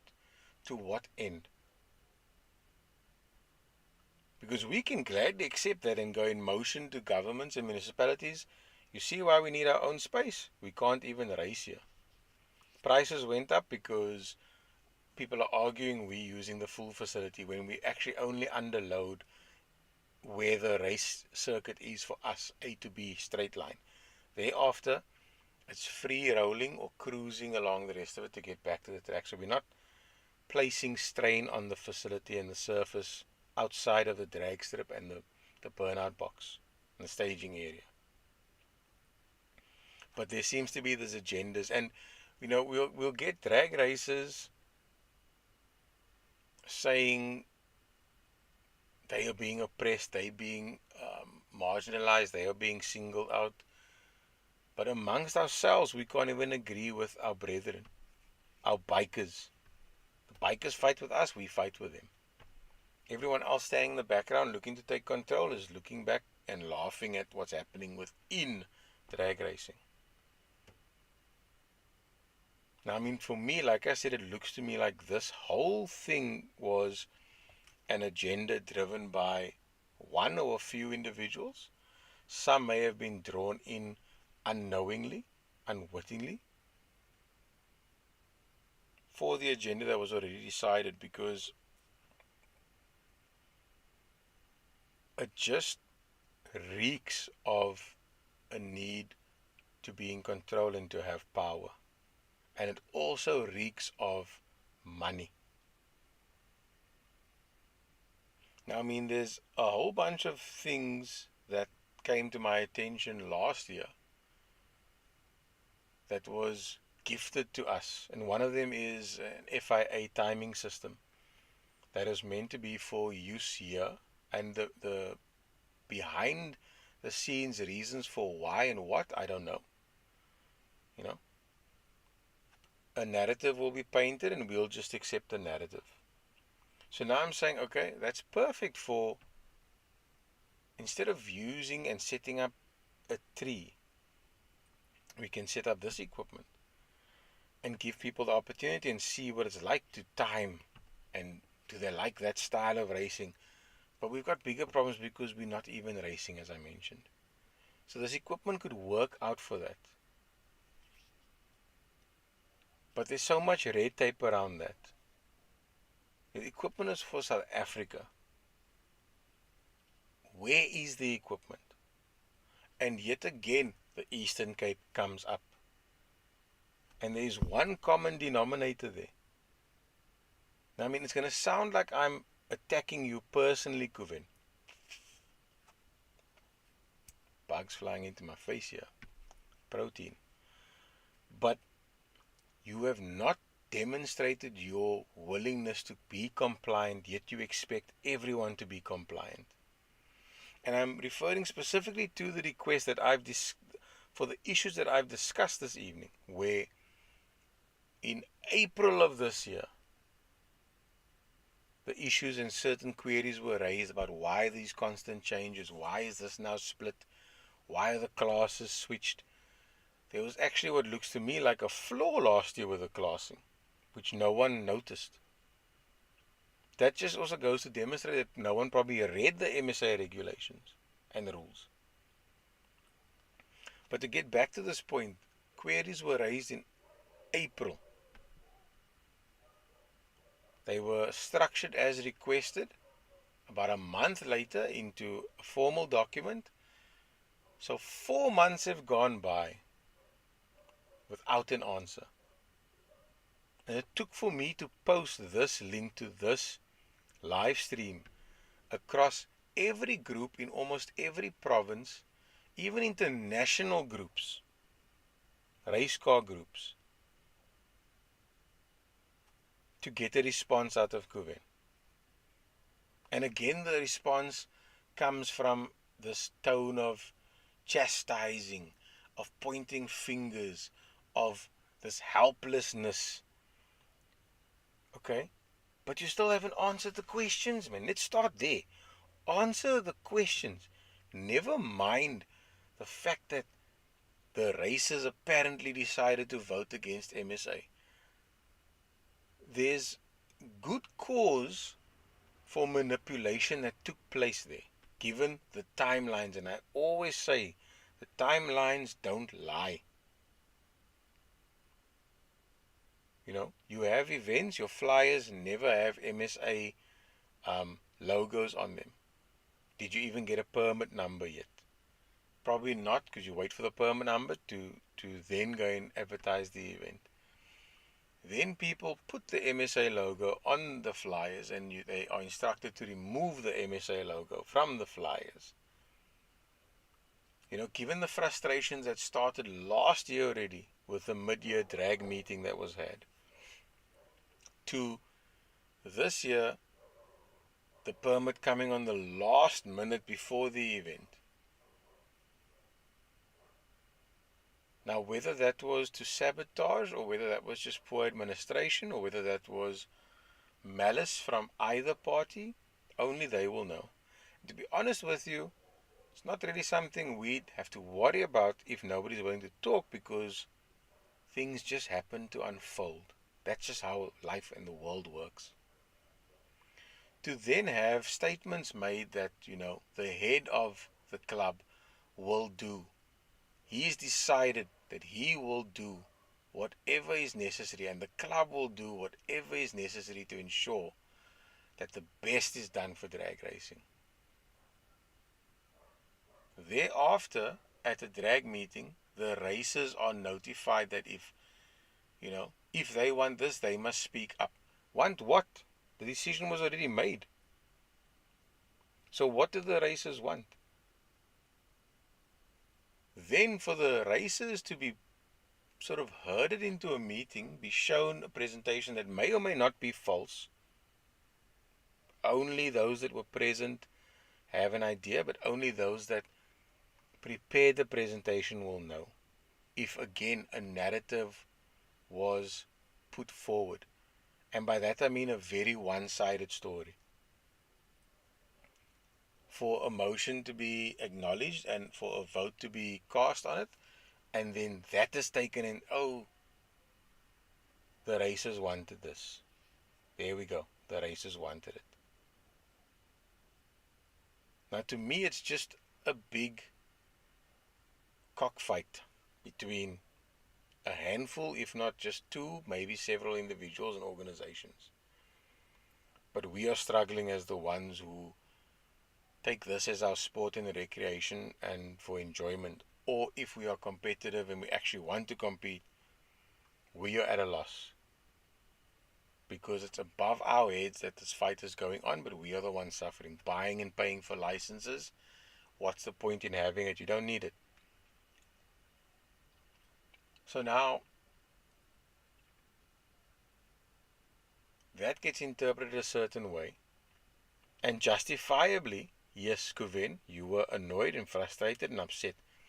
But, unfortunately for you, that doesn't mean 5 months can go by and you don't even bother to answer the queries. So tonight, or today, you now send this response where you are disappointed and you feel a certain way, but you're still willing to try. Have you answered the queries that were asked? Let's start there and then move forward systematically and go through these regulations, because, and like I said, I'm appreciative of the guys that say, they're going to fit a roll cage. And if it's their choice because of their safety requirements, then that is great. But if it's because of being strong-armed into making that call due to a rule that isn't clear, especially when there are vehicles operating in that manner with no visible structural improvements, then we've got to ask the questions, what are we doing this for and why?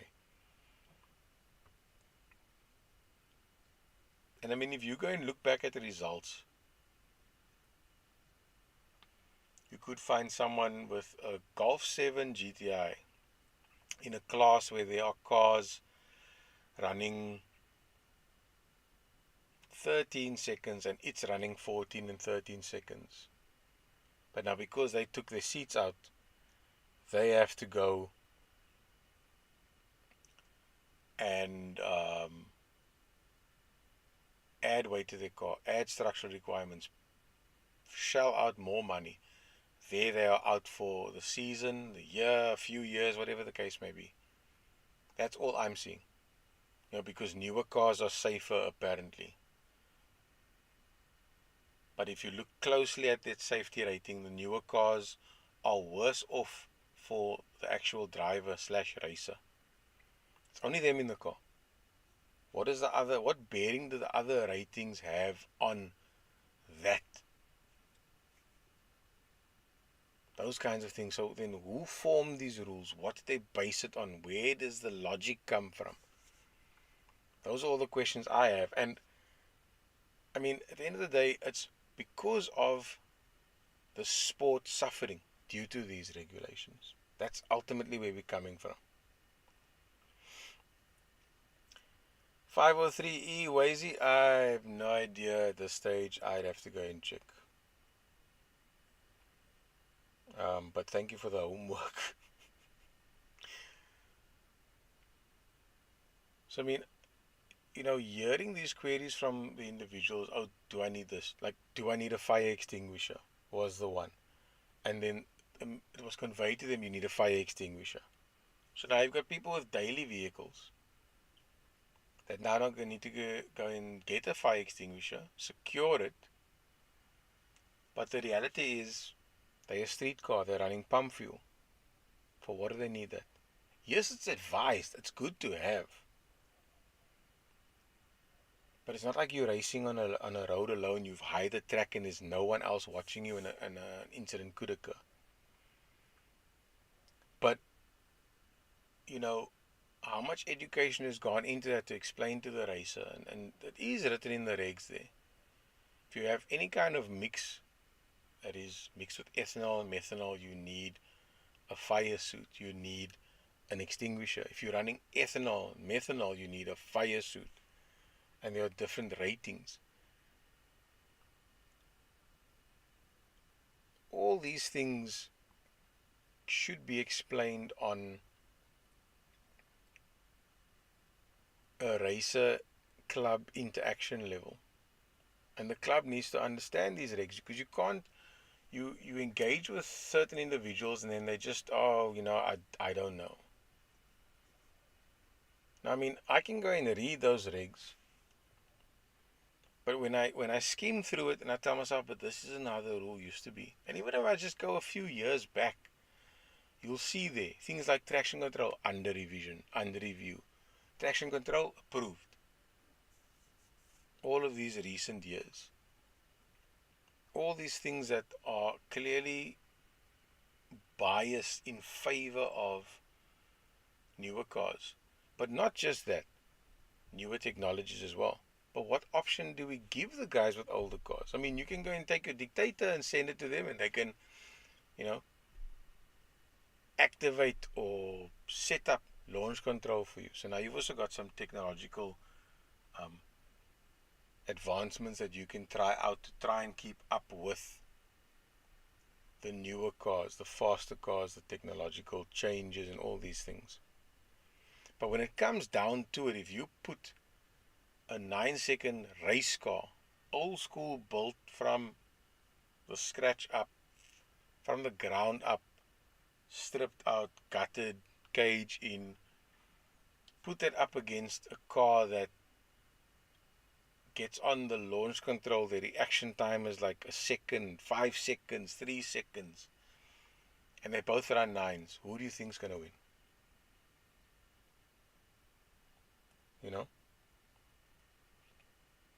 So then what's going to happen then? Are the goalposts going to be moved again? Because that's all that looked like has happened. Now, I mean, some people also made comments in groups that these PlayStation cars that they race against, they've got issues with it as well. And they'll rather race a real car instead of racing a PlayStation car. And to some of them, four-wheel drive auto cars bore them. I can relate. I mean, you've seen one, you've seen them all. And yes, for the competitor, it's exhilarating because there's a sensation of speed. And they are in their element, in their space, and I'm not going to take that away from them. There you go. But we've also got this aspect of a lack of actual competition. And we've tried that with the indexing, the brackets, the index racing, but it's not proper handicap racing. Hopefully we see that next year. I actually need to check if that was done now the weekend past in KZN. But hopefully we see that next year. Because then we can run those 10-second cars against the 14-second Golfs, because the faster cars run the slower cars, and then it's like, they won. Or in their mind, they're giving the other car a head start in any case because they're going to catch them and pass them. So what they're already doing is bracket racing. But on their terms. Not on the terms that level the playing field. And that's what the tree can do. Then we'll see who the real racer is. And yes, the one with the fast car may be more likely to win if they are consistent. That's what it's going to come down to. So, I don't know for sure. I mean, there's a lot of digging that I need to do. And believe you me, I'm going to dig.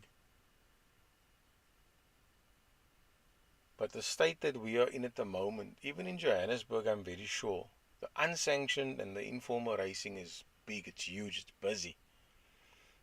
Rock, Fast 5, every week. Midway, fairly regularly. Midval will probably be coming online again soon. There was a recent tragedy with a fire, which kind of impacted on the starting area. The tires caught alight and all of those things. It was a bit ugly. But that seems to be sorted for the most part, unsanctioned and non-MSA. KZN seems to be surviving, running a mix of non-MSA and MSA. Their unsanctioned racing is also quite popular. So the racing is alive and well. The sport is alive and well. Rather, the recreation is alive and well.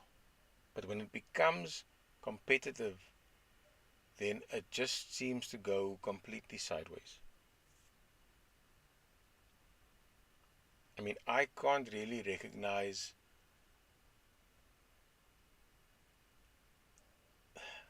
not just the playing field, but the space anymore within this discipline. And as much as I've enjoyed Gymkhana, and maybe that's just me, I'll stand there and I'll observe from the outside and I'll say, well, this isn't right.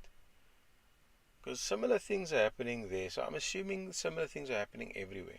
Favoritism, just a disregard for the regulations that gets stipulated. You must all follow this, but these few guys don't have to follow it because, well, they don't have to. And that gets accepted. So that's really frustrating. And I mean, just want to see here what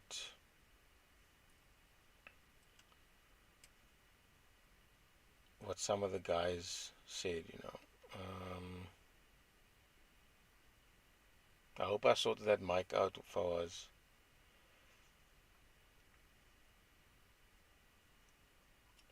Yeah, look, I mean, Lawan, the strings that need to be pulled and the money to spend on permits, I've always said, not always, most recently, I said that racing shouldn't cost. Now, if it's recreational, like a street to strip, or an illegal to legal, or, you know, a Mexico, wherever. And yes, regions are different, provinces are different, they have their different costs. Things don't cost the same across the country.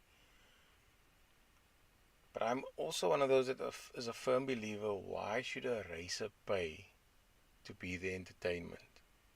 At the very least.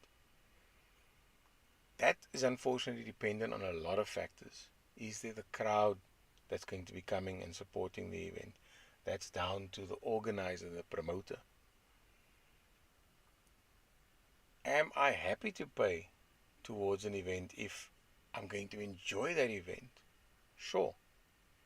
So, on that level, racers may feel that, hey, you know what, I actually enjoy myself coming to this. I'm happy to contribute. I'm happy to pay the price because I can get it all out of my system and enjoy myself for today or this weekend or whatever the case may be. But to take it a step up where there's now sanctioned racing, there I can agree there should be some fee because you are paying for knowing that the track is set up to a standard. You are paying for your records can be verified. Your runs can be verified. Irrespective of a draggy and whatever other equipment. Those are all estimation tools. And I mean, as an example, the wireless system sponsored or gifted by the FIA, from what I saw, seeing it in operation, it was very glitchy, problematic. You can't have that when you are relying on measure the results, when you are relying on things to be correct.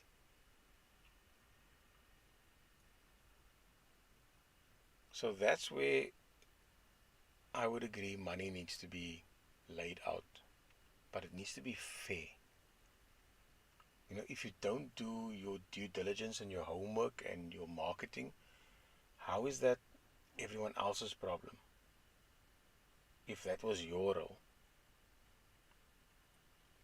If you can't be objective and you take offense to people disagreeing with you, or if you can't take losing a race, or you want to belittle someone as coming up in the sport and just completely destroy their hopes of even bothering and just saying, why am I even doing this if the person that's supposed to be fostering a better sort of discipline, a better opportunity within the sport, is standing there and literally telling me your record doesn't stand because this facility isn't running quarter mile, makes that allegation. How are we meant to take the sport forward and grow?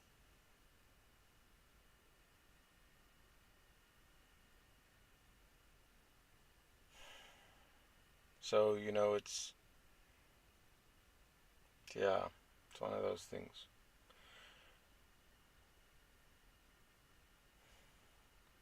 Let me see what Lowen says here about the local drags.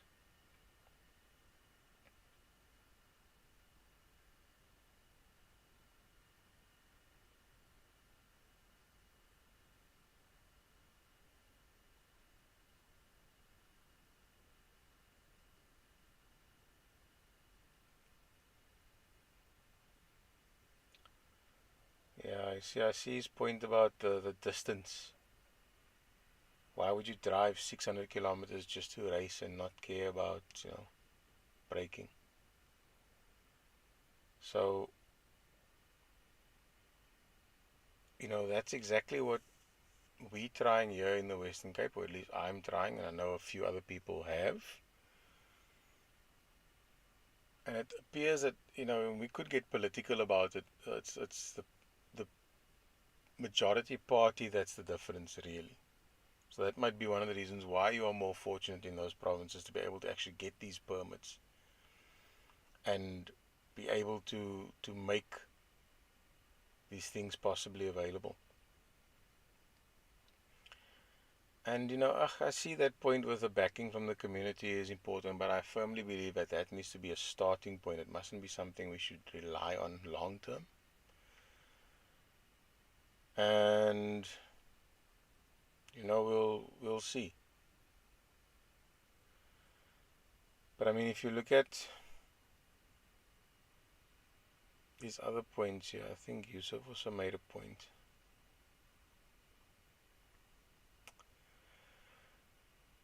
Yeah, look, I mean, Yusuf, what I'm doing with this is very much an exercise. So as I figure it out and make changes and adapt and adjust, we'll get there. It's as long as it's out of my head, and we can review it later, and I can select it later and discuss it and say, you know what, I was wrong here, and we forgot to elaborate or discuss this. That's all I'm going for here.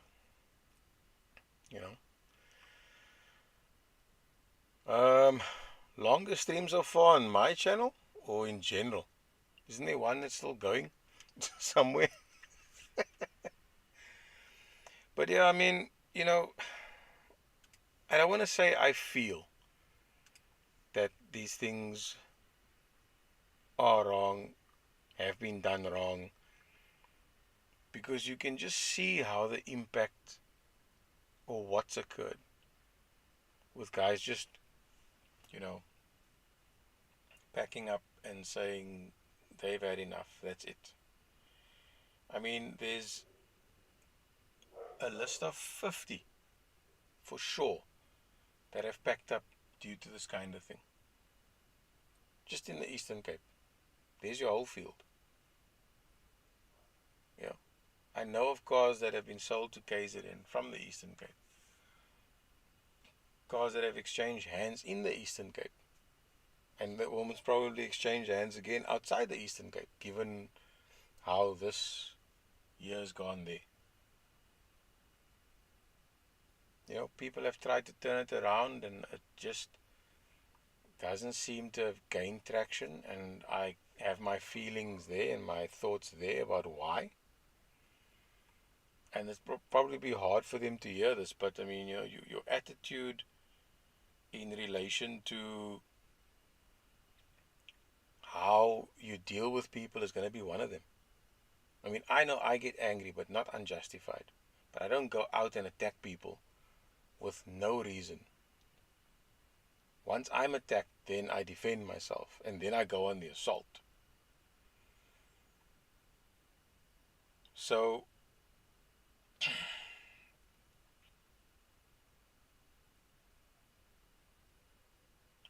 I see a request or a query here from Adam. And the issue or the subject being discussed is really about drag racing being sabotaged, to be blunt, through the regulations. And if that wasn't the intention, then it's going to come back to a statement that was made by several people, and most recently as well in Cape Town, that the people making these rules need to have raced before, and possibly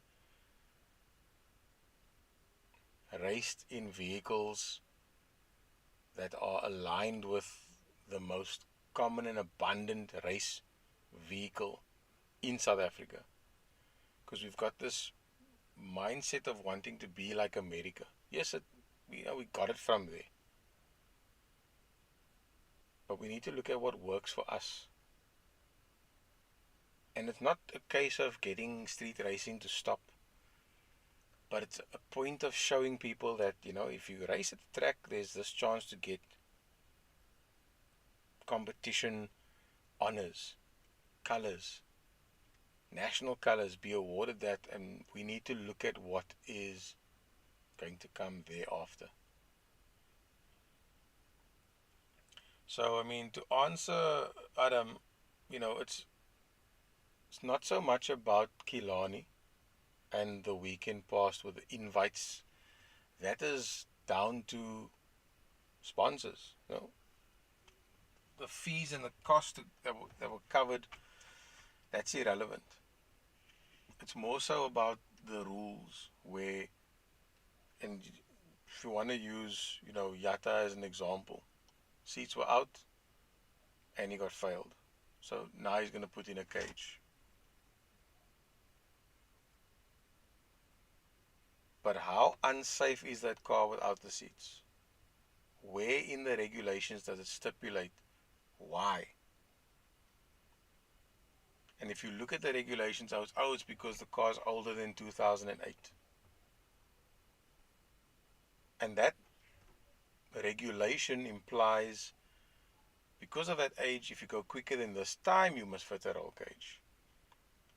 But there's a blanket rule in relation to the seats. If you take the seats out, you must fit a roll cage, unless you have things or cars like the Golf 7R with homologated factory delete kits for the seats. But if you take the front passenger seat out, you need a cage.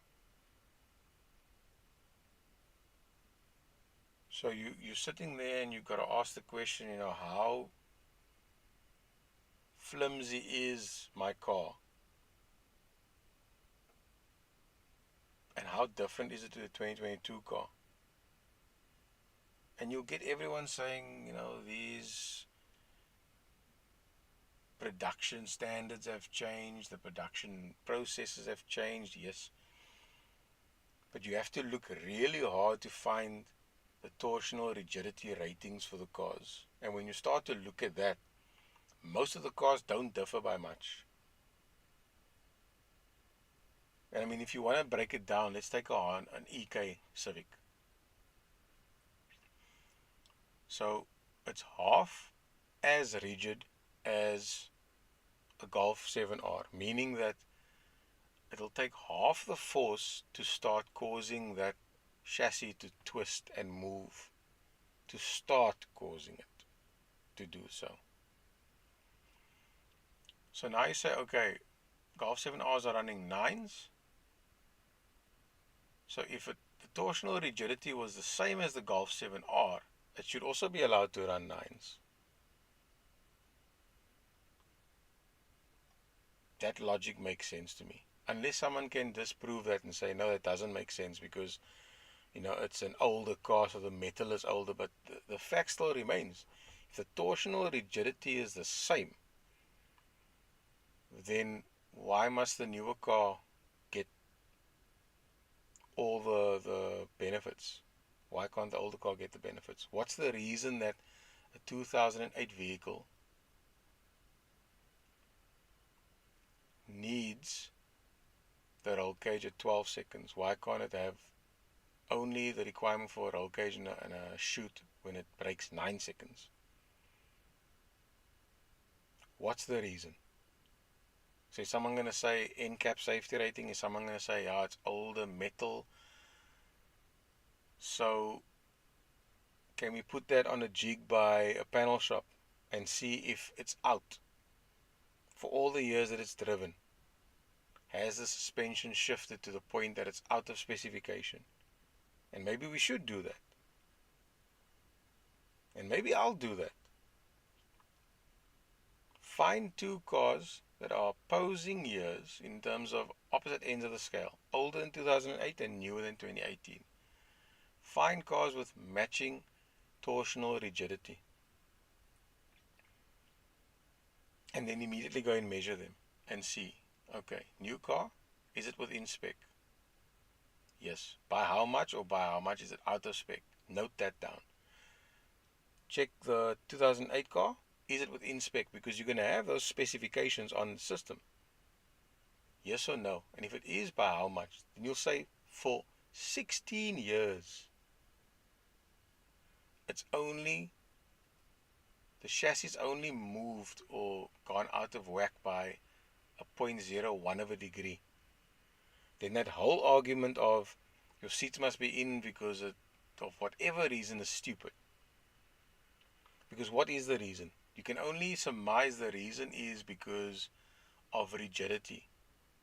And only because a half cage is requested or a roll cage is requested. But you can avoid that, circumvent it completely if you have a new car and there's an homologated seat elite kit, which gives you an advantage.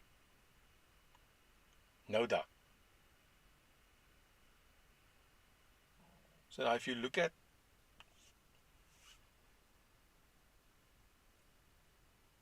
purpose-built race cars, to a degree here in the Cape Provinces, every possible thing is done to get the last bit of advantage out of that setup. So when you demonstrate the advantage that that car has over a new car, then what should happen? Nothing. It's a better performing car. But when that does happen, new rules. So this isn't generally or particularly about Kilani, to the comment that was made by Adam in my DMs. And it's not necessarily about the amount of cars that got to race the weekend. This is mostly about the regulations and how it's affected the sport and how it's resulted in WPMC and apparently the races making the call that we don't want MSA anymore. And I foresee problems down the line, and I'm going to say that, and I'm going to make that statement now. And where are we going to be then?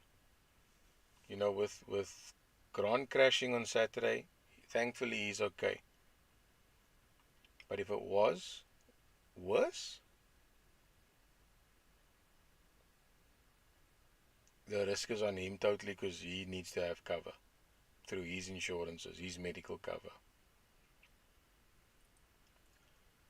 And things are going to change next year, and I'll leave that up to WPMC to announce. But I think that we as racers, firstly, we need to stop suffering in silence. Secondly, we need to stop doing this, that it's, I don't want to get involved in politics. There's politics in everything. And if you are going to shy away from things because it's just too much for you to deal with, when it's simply just putting in some effort, like coming to a meeting, then we are going to suffer. Then we are doomed as a sport. I mean, Cape Town luckily managed to avoid that just in time. And that's where I'd look at the non-MSA approach and say, for the short term, and I think I said this in April and May, for the short term, this might be the best for Cape Town. And people are just going to look at one metric, the numbers. Numbers don't lie. There's more people now, not because there's no MSA, it's because it's cheaper. And it's going to be great until there's a serious accident. And then it's going to get ugly again. I mean, it's a damn shame that I couldn't make it to that meeting. Out of all the meetings, I was there for the first two, missed that one, but now there's also suddenly been no meeting. So if you want to bring up Kilani, there's a couple of issues there as well. No meeting since May. That doesn't seem healthy to me at all.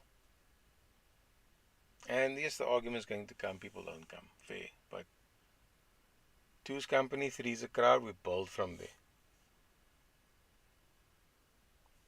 But we need objectivity and transparency to build. Things like this Racegate is not going to help the sport. I mean, Guptagate screwed us over. I know I put it in the title there. It screwed us over completely because it closed us off to all national key points. If I remember correctly, KZN Motor Racing used to run at a national key point, Matuba Tuba. And I think since Guptagate, that's probably the major reason why. Because all were closed off. I mean, I spoke to most all the bases where there are facilities, and everyone brought that up. We've gotten a directive handed down under Parliament, discussed in Parliament, and it was told that all military and air force bases are to be off limits for civilians for that kind of thing that took place. Yet there are other sports and disciplines that are getting the benefit of access to those spaces for their sports. So what makes ours different? That's a different topic completely. You know, you could say Guptagate was indirect sabotage. So thanks to that plane full of morons, we lost our ability to actually enjoy ourselves in true safe environments with open spaces. And it's just fortunate and thankful that we've managed to find alternates and we've gotten access to those.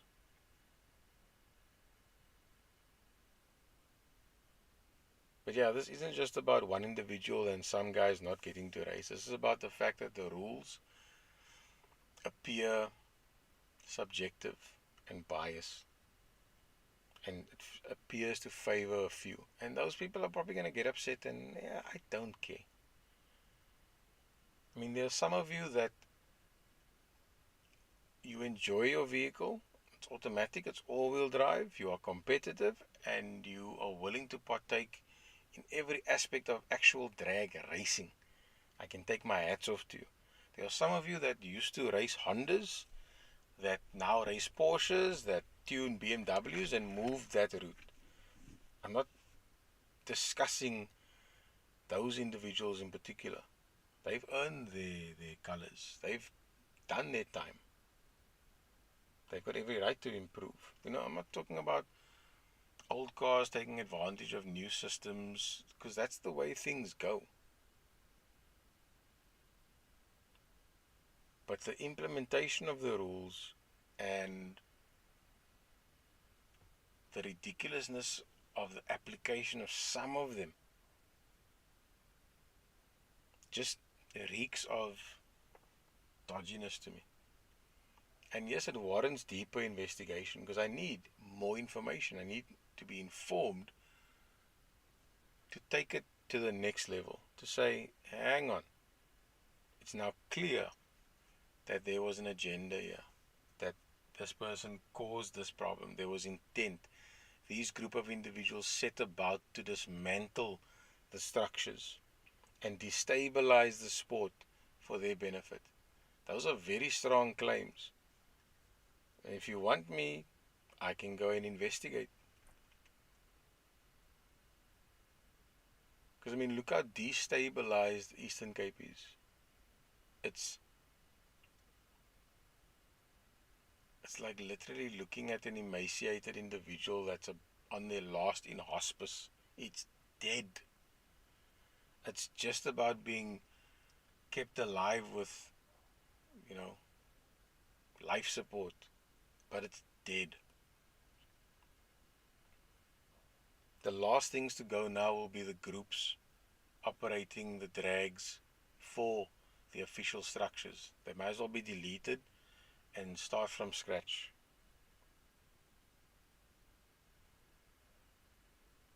I mean, there are signs of life there. If you look at the non-MSA event, they actually went the same route, similar to what Cape Town went, and had a non-MSA test and tune.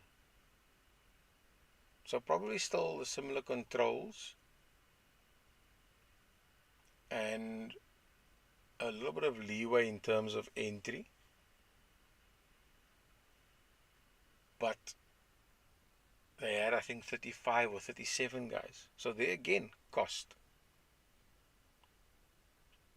I mean, for us, the only thing keeping races away from the track is the price it costs to bring your prep car to the track, he says. And that's one aspect of it. I mean, like I said, this isn't soccer, this isn't cricket, this isn't Kenichi and hand tennis. So we know that it's not going to just be 100 rand. I mean, you can quickly add it up on your, on your fingers or count it in your head. 50 k's from Killarney, it's a 100 k trip. That's 200 bucks. If you're being conservative in driving. If you're towing, make it 400 bucks. So now you come to a street to strip, that's 200 bucks. So there's your 600 bucks already. You bought tickets for everyone in your vehicle. Call that another 400 bucks. Now you're at 1,000 rand, and that's a street to strip. So yeah, I know costs are an issue. I mean, MSA is a lot more expensive than this non-MSA. But I mean, yeah, the price it the cost of preparing the vehicle, you kind of almost have to accept that. I mean, you could take a standard Quid, Renault Quid. I mean, I even took my bakkie through scrutineering. It was a bit of an exercise. Took my bakkie through scrutineering. I can go and race it. It passed. So, street to strip, Killarney drags at 550 or 400 or whatever it is, robot racing, they're all the same. You accept that it's going to cost because it's not just going to a soccer match at a field. It could be 50 rand, could be 15 rand. Yes, the cost does scare people. I mean, someone posted it came to like 4K for them. And it's not something you can complain about. If you're new to the sport, that's why Street to Strip was created. As for robot racing, I can't speak for that event. I'm assuming it's an sort of a modified idea or the afterbirth or whatever it is of Street to Strip.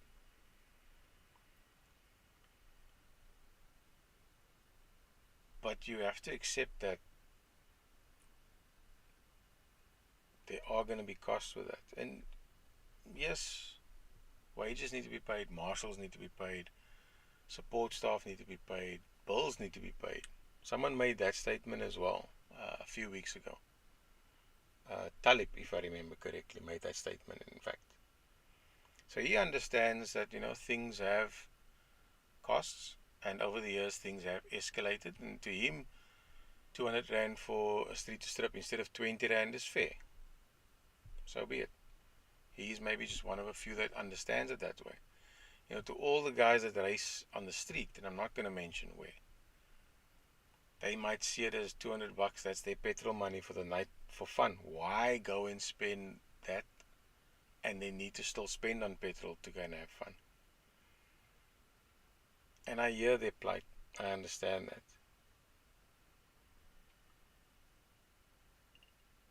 But, and I mean, maybe Fawaz is referring to the spectator cost, because what do events cost now? 120 rand, 90 rand if you buy it on Pick and Pay. And that also quickly escalates. When it first got to 100,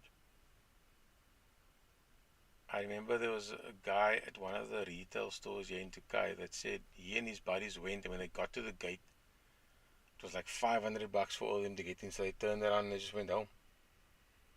And it's amazing how the numbers skew the thought process and the logic. But that's another aspect of the eventing monster that needs to be thought through, in a sense. Maybe we can't charge 20 rand in this day and age. Maybe we can't charge 50 rand. It's going to depend on the province, it's going to depend on the circumstance, the area, the facility, the quality of the facility. All those things come into play. I mean, if you look at Killarney, there's a lot more infrastructure there than, say, at Aldo,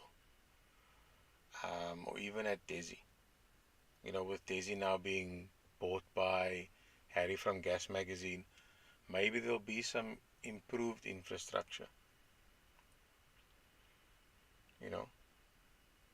And it's not like the infrastructure at Killarney is world class. A lot of people complain about the stands and the fact that you actually have to stand. You can't really sit because people are standing at the fence, so you can't see through them. Or if you stand on the right side of the new pits, you can't really see the racing to the conclusion. If you stand on the left side of the new pits, you can't really see the racing where it starts. So a whole host of things, and I don't really want to say you can't please everyone because people like to hide behind that excuse. But it'll be a lot easier if all these stakeholders are a lot more transparent and also able to keep the ego in check. Losing a race does not give you the right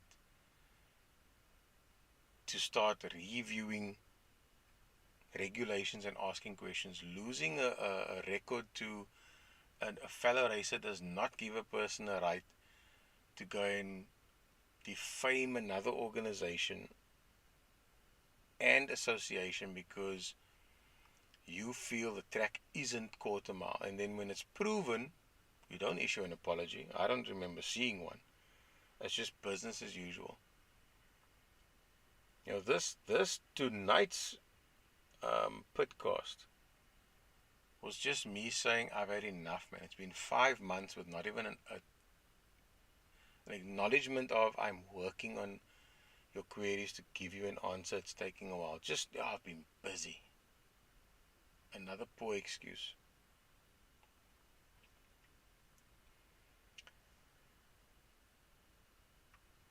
I mean, that's something they can look at for us, racers club membership.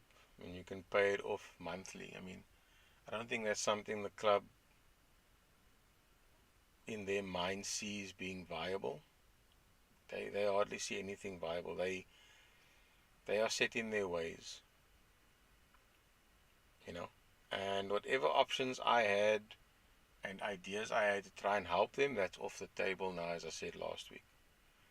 I can't waste my time slowing down to break something down for someone to all the little fractions and then deal with each fraction individually and still not get the answers to my questions. That annoyed me.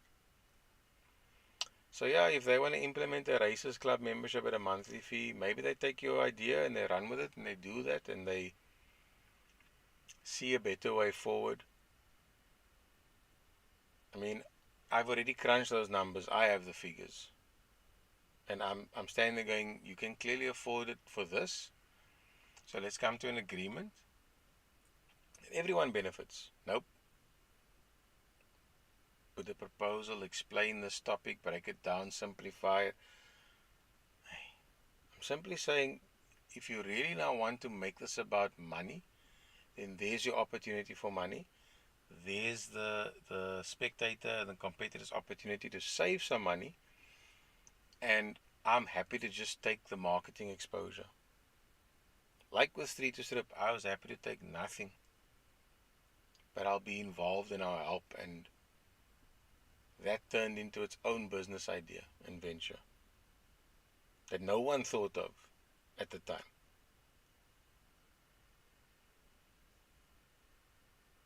So, look, I mean, that prepping of the track can be costed however many ways. You can allocate a portion from entry fees and say that pays for it. You can, allocate cost or budget for an event and that budget pays for it. And you hope you recoup that through spectators coming through the gate and through competitor entry, and maybe you get a partner on board, a sponsor here and there, or all these things. There's a lot of costs. I mean, there's trophies that you have to have made. There's a lot of other costs that go into an event. I mean, places like Killarney and Midvaal and Aldo, maybe not so much Aldo, it's a bit of an inconvenience. Desi has infrastructure in place. In fact, Desi and Aldo suffer from the same thing. The spectator area is opposite where the toilets are, but you can't just walk there. You need to go around back into the pits in a sense.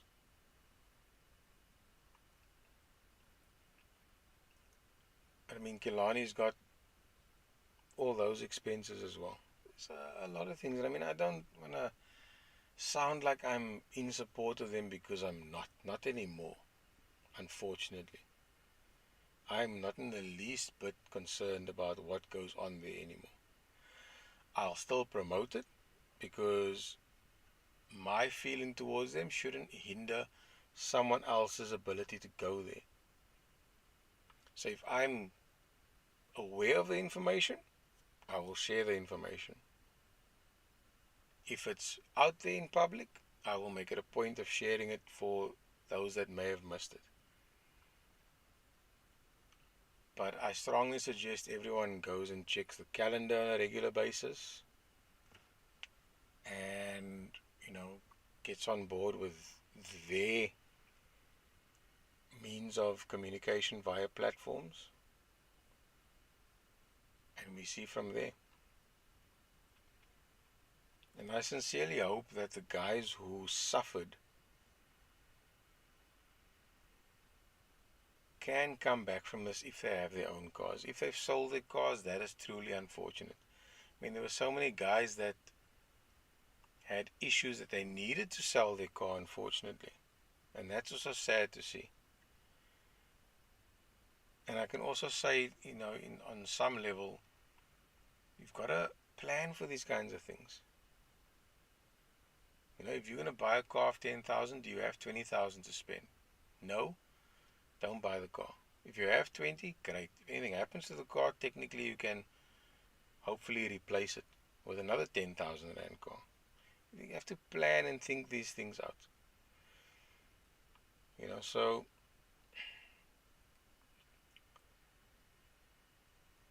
yeah, look, each event is a kind of a spending spree, but you budget for those things. You look at what's needed. You say to yourself, okay, if you want to start comparing what you want to do to another location, you have to make apples to apples comparisons. You have to list all the things and say, okay, where's the shortfall? So I need to put this in place to make an apple to apple comparison. What would the cost of that be? It's going to be more because there's infrastructure at these facilities like Killarney and Desi and Aldo and Midvaal and Talton. There's no infrastructure at Zeerust, Tabanshu, and for the moment in Kuze. I mean, I've got toilets up and running now. That's a good start. But it's unimproved land. There's no power there. There's no running water there. Not that you need running water. You could get away with massive eco-flow units or one massive eco-flow unit for your power for the day. Depends on your equipment. So there's a lot of things to consider, and that's why it's not an overnight, which some people just don't seem to understand. And if it is an overnight, then I challenge them, go and organize an event. And it will most probably work out wonderfully and be a success. But I'm looking at risks as well. And yes, I'm also considering safety. But not extreme to the point where it's alienating a huge portion of the group, the fraternity. But yeah, we could get approval to close the road. That isn't the issue. The issue is everything else around that. What's the traffic management plan? Is there an environmental impact assessment done? City will go through every possible hoop to prevent it. Instead of trying to comply, and they'll say this, they'll say, we're trying to help. No, you're not in your approach. Your approach is poor. So therefore it's not helping from city's perspective. And if there is no help, then you've just got to accept that, accidents are going to occur. Because people are going to go and race in the street with no public discipline in place, no safety measures, and things are going to happen. It's even worse when you've got people who advocate for that and are hard-headed about it must take place just at the track. because of safety, and they are still performing on the street in any case, where anything could happen. It's not a controlled space. I mean, I accept that, but I would try and make it a safe space, and then say, well, we can have events here on the street. So I know there's a lot to delve even deeper into. I mean, for me, all of these episodes are just feeling it out and trying to understand where these things are coming from. And I mean, like I said, I've got messages now from Gwen today. Surprisingly. And things to review and read. Great, I'll read it. No problems. But it better have merit, it better add value, it better contribute to the solution to the problem, and not be a way of trying to avoid answering for things if there are things that needs answers or answering for. It better not be a way to avoid taking responsibility and being accountable for the destruction that's taken place in the Eastern Cape drag racing scene. I mean, as for the other provinces, and I've been to 6, Northwest, of the one that I was at, it seemed popular. Of the 2 prior to that, it seemed popular. This year, there was a massive shortfall of races, because I assume, because the time frames are fairly close, that everyone was holding out for Talton, only to have that cancelled, as I mentioned earlier. So we have a lot of work to do before we can actually even bother with a national challenge or championship, to be fair. And some might not like that. Tough. That's the facts. If your championship gets downgraded, then that tells you we need to go back to the drawing board. We need to focus on the basics. Even if it's club drags, and we upgrade that to regional, start small. I mean, I'm giving away the solutions here, or hints, or ideas, and so be it. All the intellectual property is still in my head. I haven't given that away. But I mean, I can't hold drag racing to ransom if there is a way of improving it. I'm obliged to make sure the idea is out there that someone can run with it if I can't, or if I'm not going to. I didn't invent drag racing. So who am I to hold the operational requirements and the ideas that could help change it? How enjoyable an event will be, that is my intellectual property. I'm going to put certain things in place, and it may be things that people never see and they aren't aware of, but I know that they are safe, that every risk is cared for and taken care of. And things like security is of utmost. And it's not even just the security, it's as I mentioned, the public discipline. You can't have security if you don't have infrastructure that can support that security, and vice versa. Security that can complement infrastructure. So there's a lot to consider and a lot to think about. But yeah, guys, it's been interesting. There's so much to discuss around these regulations, so much to read up. But I mean, those 4 core things,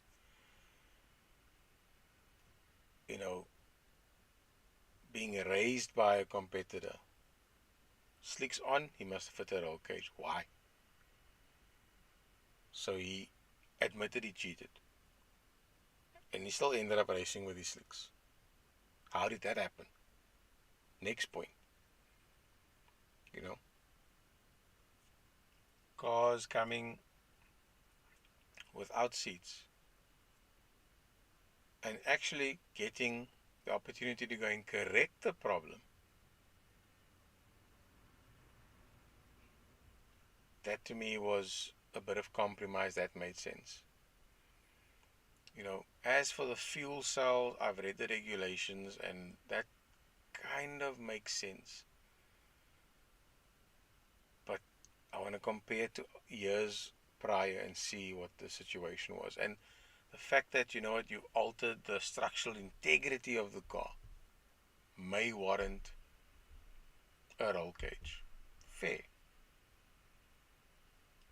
Like you say, the roll cage weighs between 69 or 60 and 90 kilos. Given the amount of material that I was told is used to actually form that cage, then you're going to need to do a lot of work to justify putting that cage in to get your structural integrity intact and have it seem as if you didn't even fit a cage in terms of overall weight.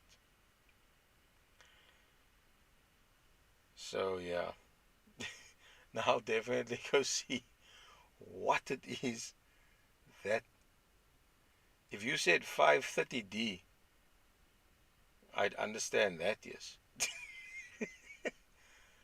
But I'll definitely go and check that for us. But thanks, guys. There's a few things that I want to sort of expand on. I've now obviously got a lot of homework, thanks to Kuven, to go and read. And I don't know, we've only just scratched the surface with all of these. It's just scratched the surface. I would say I need to be more informed to go and delve deeper. But there's clearly something there. Wherever I've raised a topic and had a discussion, there's something there that people are avoiding, or they don't understand the topic and they commenting out of context, and we can't seem to understand each other to get to the point where this is what I mean by this. And maybe I'll go and review everything and say, well, this is what I meant by this, and leave it up to you guys to try and understand it, and then engage with me and say, okay, I understand now, or no, I still don't understand. But okay, I get you, for us. But yeah, it just pains me that we're going through this, that some have gone through this for a few years, that some were oppressed and dealt with in an improper manner in the last few years, all for the sake of getting away, or throwing a tantrum, or just, I don't even want to say trying to be above the law or above the regulations, but just none of it makes sense. And if it doesn't make sense, there's a problem.